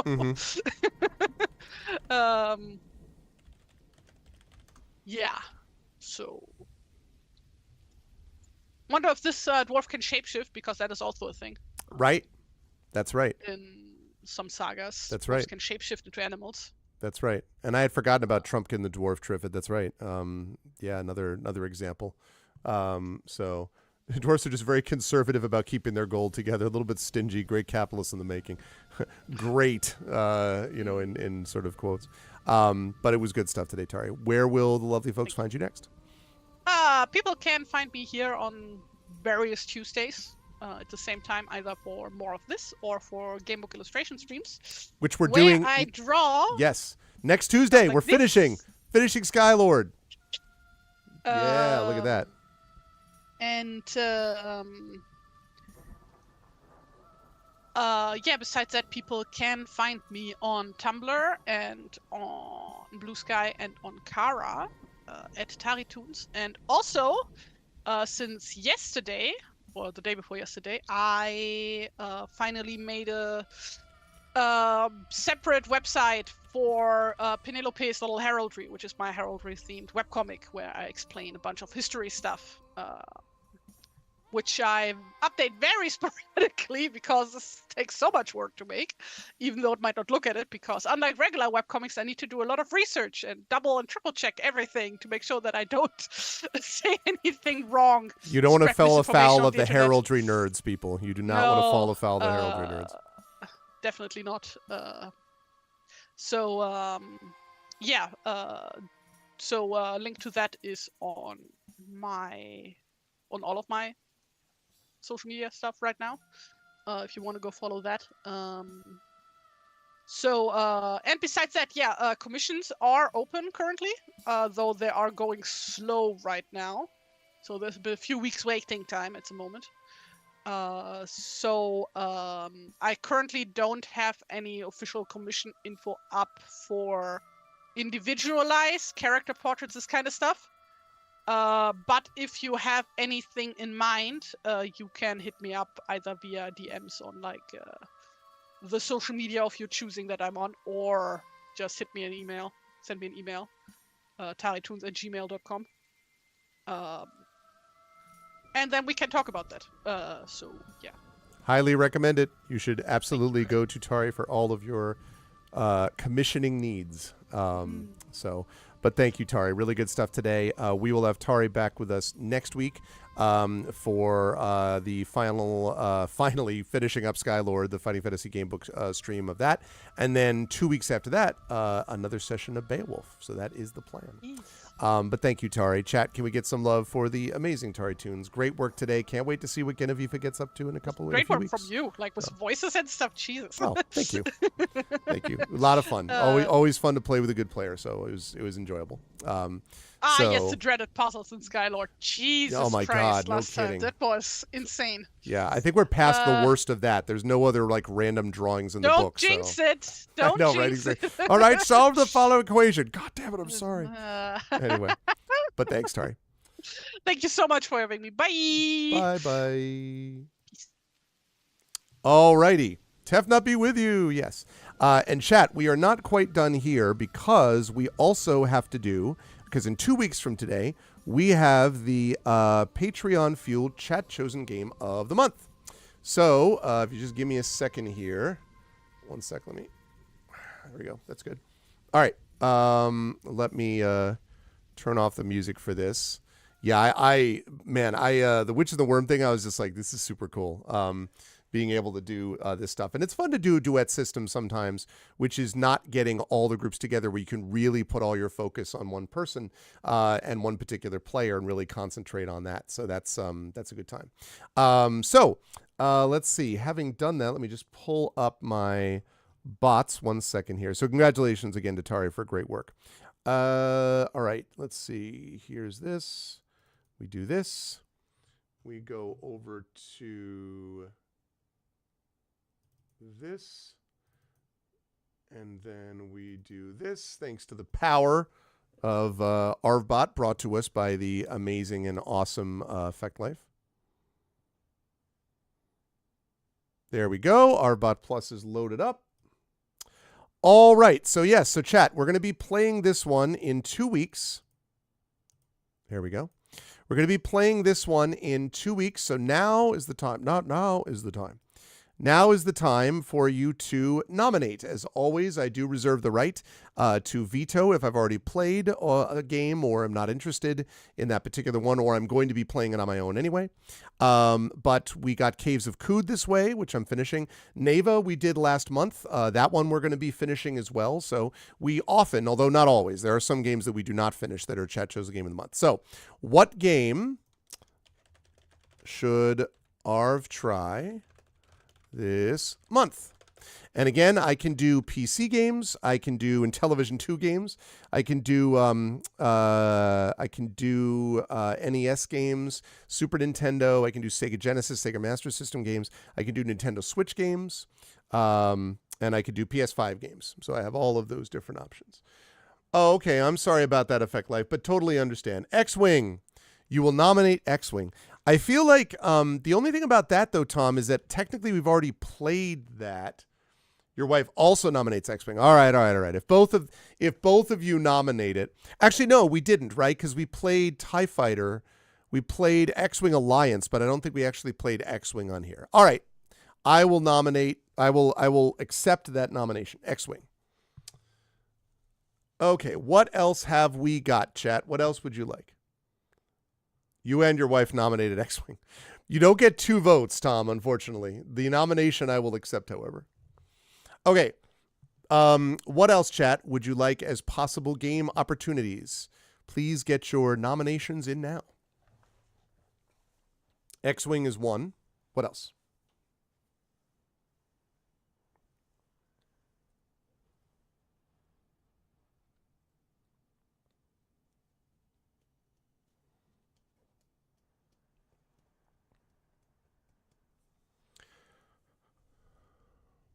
Don't have any limitations other than I don't like horror games. And point and click games are very shaky. I occasionally like a point and click game, but not usually. What the heck? Okay. Hi, Butthurt. Senran Kagura Peach Beach Splash. What exactly is this game? Before I nominate this, is this secretly a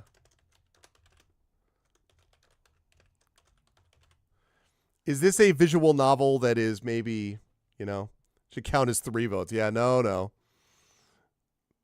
Sorry, you're out of luck there. What exactly is Senran Kagura Peach Beach Splash, Butthurt?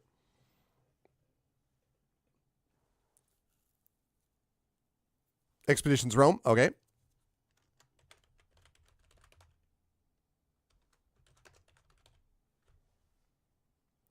It's a third-person shooter. Is it?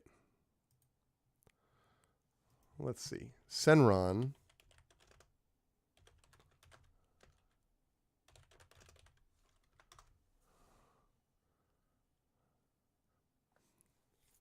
What the heck? The summer of bouncy, high-flying hijinks continues for the girls of Senran Kagura.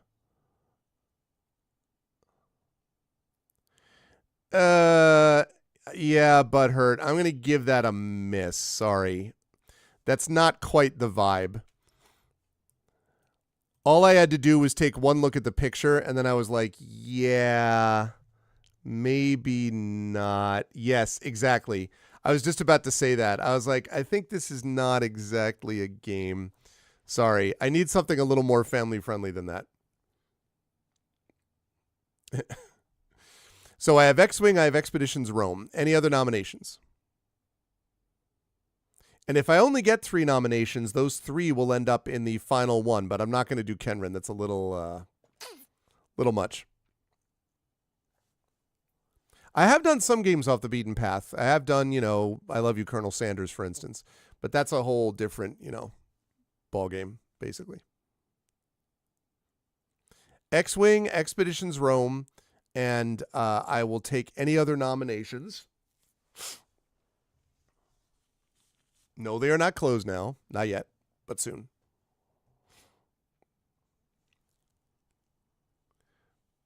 I arrived unprepared. Origami. I did not play Tropico. No. I'm happy to try Tropico. I know a little bit about that. Which Tropico though? Because aren't they up to like Tropico? Okay, Tropico 4. I was going to say, yeah. Let's see. The Colonel Sanders gravy song. Oh man. Yeah, the Colonel Sanders song was fun. Origami. Arigato, Mr. Roboto.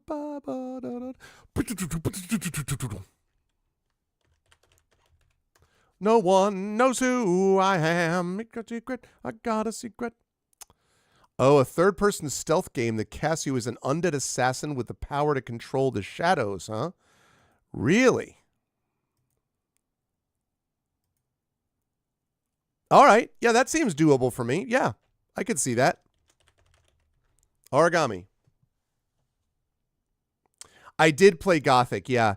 Gothic was so janky that I had a little bit. I played Gothic 1. I didn't play Gothic 2, but I did play Gothic 1. Okay, so we have 4 choices right now. X-Wing, Expeditions, Rome.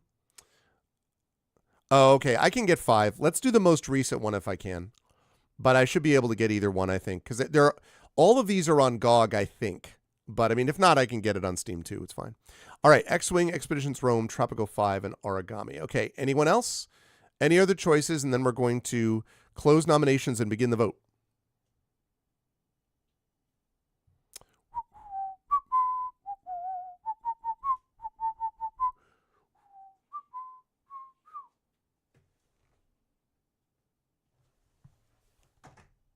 Oh.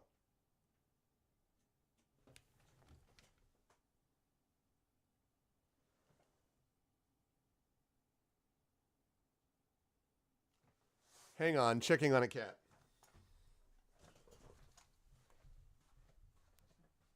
Oh, hi. Hello. Hey, Sherbert.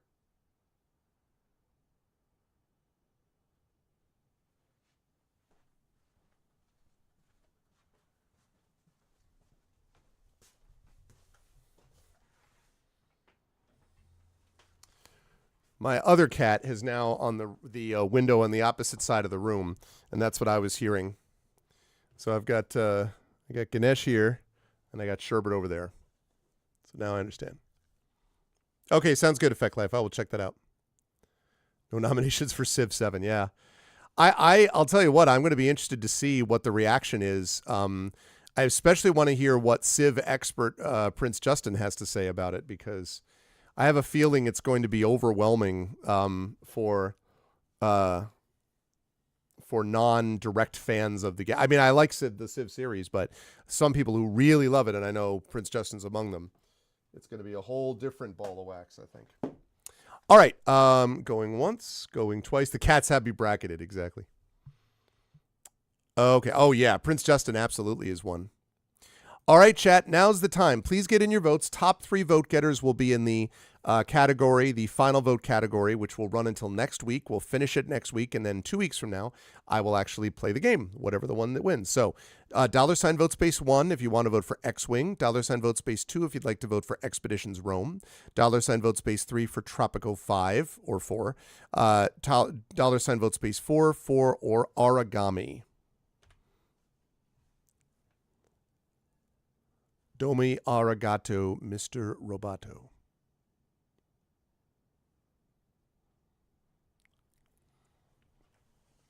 And remember, a lot of these ones that if you vote for them, they eventually get up there, one way or the other, most of the time.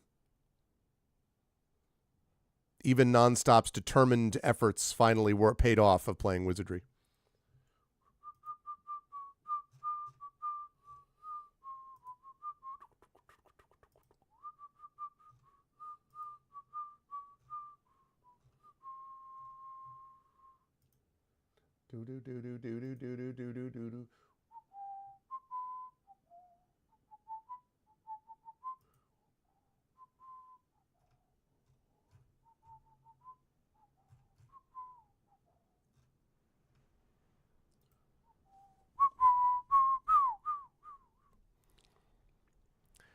All right, we have 2 votes for Origami. We have 1 vote for Expeditions Rome, 1 vote for X-Wing. Waiting to see, these are just the nominations, and then we will put together the straw poll. Oh, now we have a 3-way tie. I suspected this might happen. Remember, only the top 3 are going to go through. I'm not going to put 4 up there. So If we get enough votes, like if we got votes that just left us with 2, then we would do that. Or if we had enough votes to have 3. But we're definitely going to need to have only 3. I can't put 4 up there.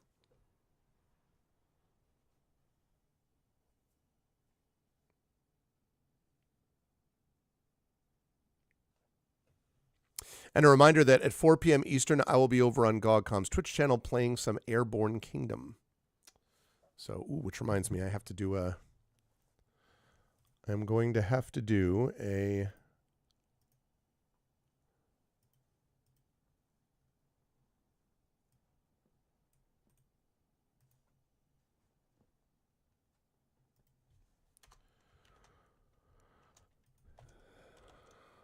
let's see. Stream card. I need to do a stream card for that one. Okay. I'd rather be a tropical dictator. All right, so I'm going to last call this, but I do need the vote. Someone will either need to vote for one of these that has not already or is going to need to change vote. So that we have, because we can't have even here, we have to have 3 top choices. So Origami right now is in good shape, but we need to have one of the other ones of these needs to get a vote, or 2 of these needs to get a vote. So you can either change a vote from one of these or do one each of those.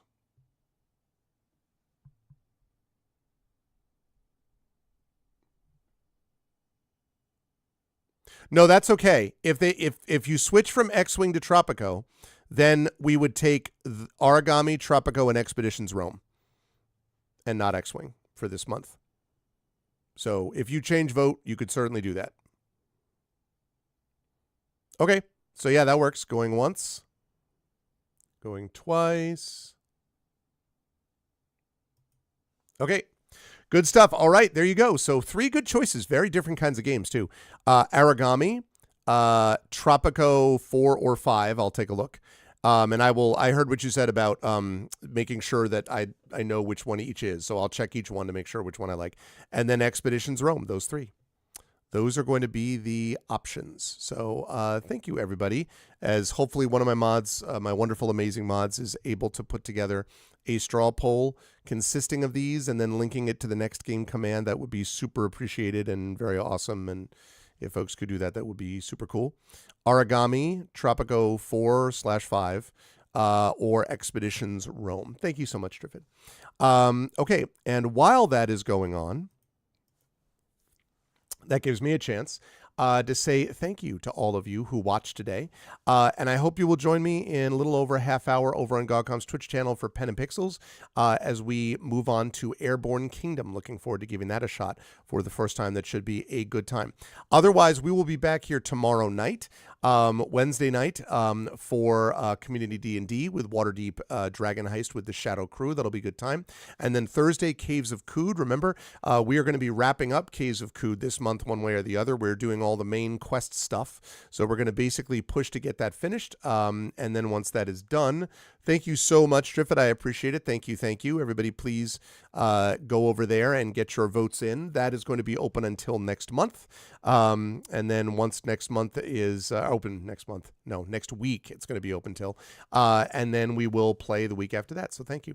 So we've got that going on, Caves of Kood. And then on Saturday, I will be streaming Expedition from the Mysterious Peaks live from Farpoint. I will be in Baltimore, Maryland at a conference there. So I will be doing that. And then that's going to be it until Tuesday, and then the following Tuesday we'll be back here 1 week from today with the Fighting Fantasy Game Book illustration stream with TariToons and more of Airborne Kingdom. So I am looking forward to that. It's going to be a good time. Okay, I'll check out both of them. I probably might like Tropico 5 more if it's got the quality of life improvements, because I do like that. So, but we'll see. I will check out both Effect Life. So I hope you will join me over at GogCom in just a little over a half hour. Until then, I want to remind everybody that the ways to support the channel are to follow it. Please check out our YouTube at !RTube. Again, those of you who missed it, we're now up to 1091. Again, a new record of subscribers. We are only 9 subscribers away from 1,100, so let's keep pushing to to get there. Super excited about that, and really grateful to everyone who has supported the YouTube channel. Again, the Discord for us is !ArvCord. Twitter, !ArvTweets, especially Blue Sky. Please do follow me on Blue Sky, !ArvSky for that. Website, arvinelleron.com. Don't forget to check out Hearthglow. That's that limited run podcast, which is going to be coming to an end in April with a live in-person event at Sacred Heart University. We will have one long recorded session from which Triffid will make multiple audio editions of this. After that, it's going to be a good time. That's going to be happening probably in March is when you can expect to see those go up. So you can check all of the Hearthglow things up on the podcast up on my website, arvinelleron.com. And don't forget, you can also check out the Gen GM's show that Zach Clay and I do on DMing and GMing. Please go check that out. We've got a new long-form video that we just recorded last night that'll be going live in a few days as well, so please check that out. Again, website for so much of this is arvinelleron.com. And thank you, Yuta Detenshi. Thank you so much. Appreciate it. Good to see you. Hope all's well. I've actually lurked on occasion in your stream. This is, of course, the person formerly known as Lawkeeper, but I have occasionally hung out over there, so it's been fun to watch you play in some of the stuff you've been doing over there, but good to see you, man. I hope all is well. Financially, !Arv Shop is the merchandise area. !Arv Treon is that Patreon. Please do support it. We're trying to build that up again into triple digits. Please do sub to the channel, as several of you did today. Thank you to TomTom for those gift subs as well. I appreciate it. You get all those custom sub badges and emotes to use here, there, and everywhere across Twitch. We have got so many Arvin E's now. So many of the animated ones and the other ones, and you could get a part of all of them. Wouldn't you want to be able to get all of these one way or the other? You definitely would want all of these emotes, so please do that. And also get those custom sub badges to use here, there, and everywhere across Twitch, plus inspirations to help our tabletop players both there and at Patreon. On the publishing front, Icarus, that's our graphic novel from Mathis Arts.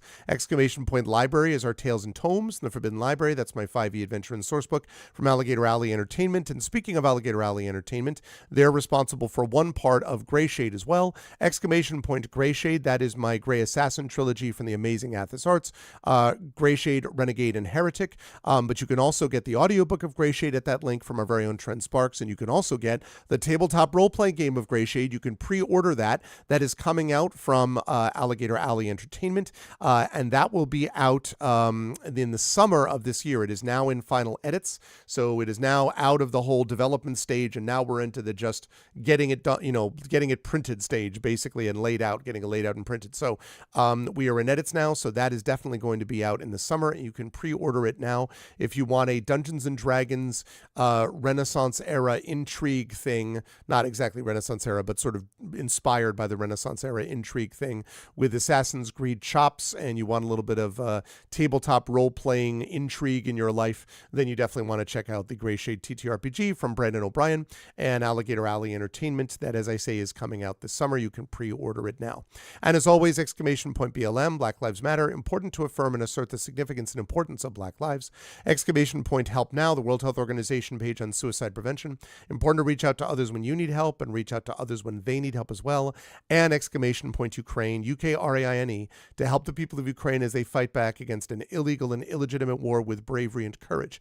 And send the message we'll do so for others in this situation in the future. That is going to do it for me here on this channel. I want to thank my amazing mods, Dragonspear, Emily the Invincible, Prince Justin, Triffity Mats, and of course, Yuta Detenshi, who just came in. Good to see all of you lovely folks. Thank you so much. Thank you to my Patreon supporters and subscribers. Thank you to Dragon, to Emily, to Prince Justin, to Triffid. Thank you to Yuta Detenshi. Thank you to Effect Life, Imaginary Exponent, TomTom. Special thanks again to Effect Life for making ArvBot Plus. And thank you to TomTom for the gift subs today. And thank you to my wonderful viewers. Thank you to Baron Valar. Thank you to Black Fury, Blue Phoenix. Thank you to Butthurt Gamer, Impulse Power, Jagtris, and Nonstop. And special thanks today to TariToons for her amazing work as a player in Beowulf Age of Heroes. That is going to do it for me on this channel, but I will see you over on just about a half hour. I will see you on GOG.com's Twitch channel for Pen and Pixels playing Airborne Kingdoms. So definitely stop by to check that out. Until then, everyone, please be good to each other. Much love, and I'll see you all soon. Bye for now.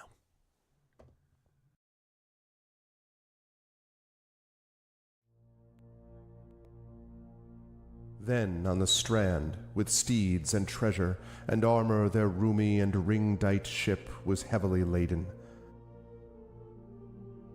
High its mast rose over Hrothgar's hoarded gems. A sword to the boat-guard Beowulf gave, mounted with gold.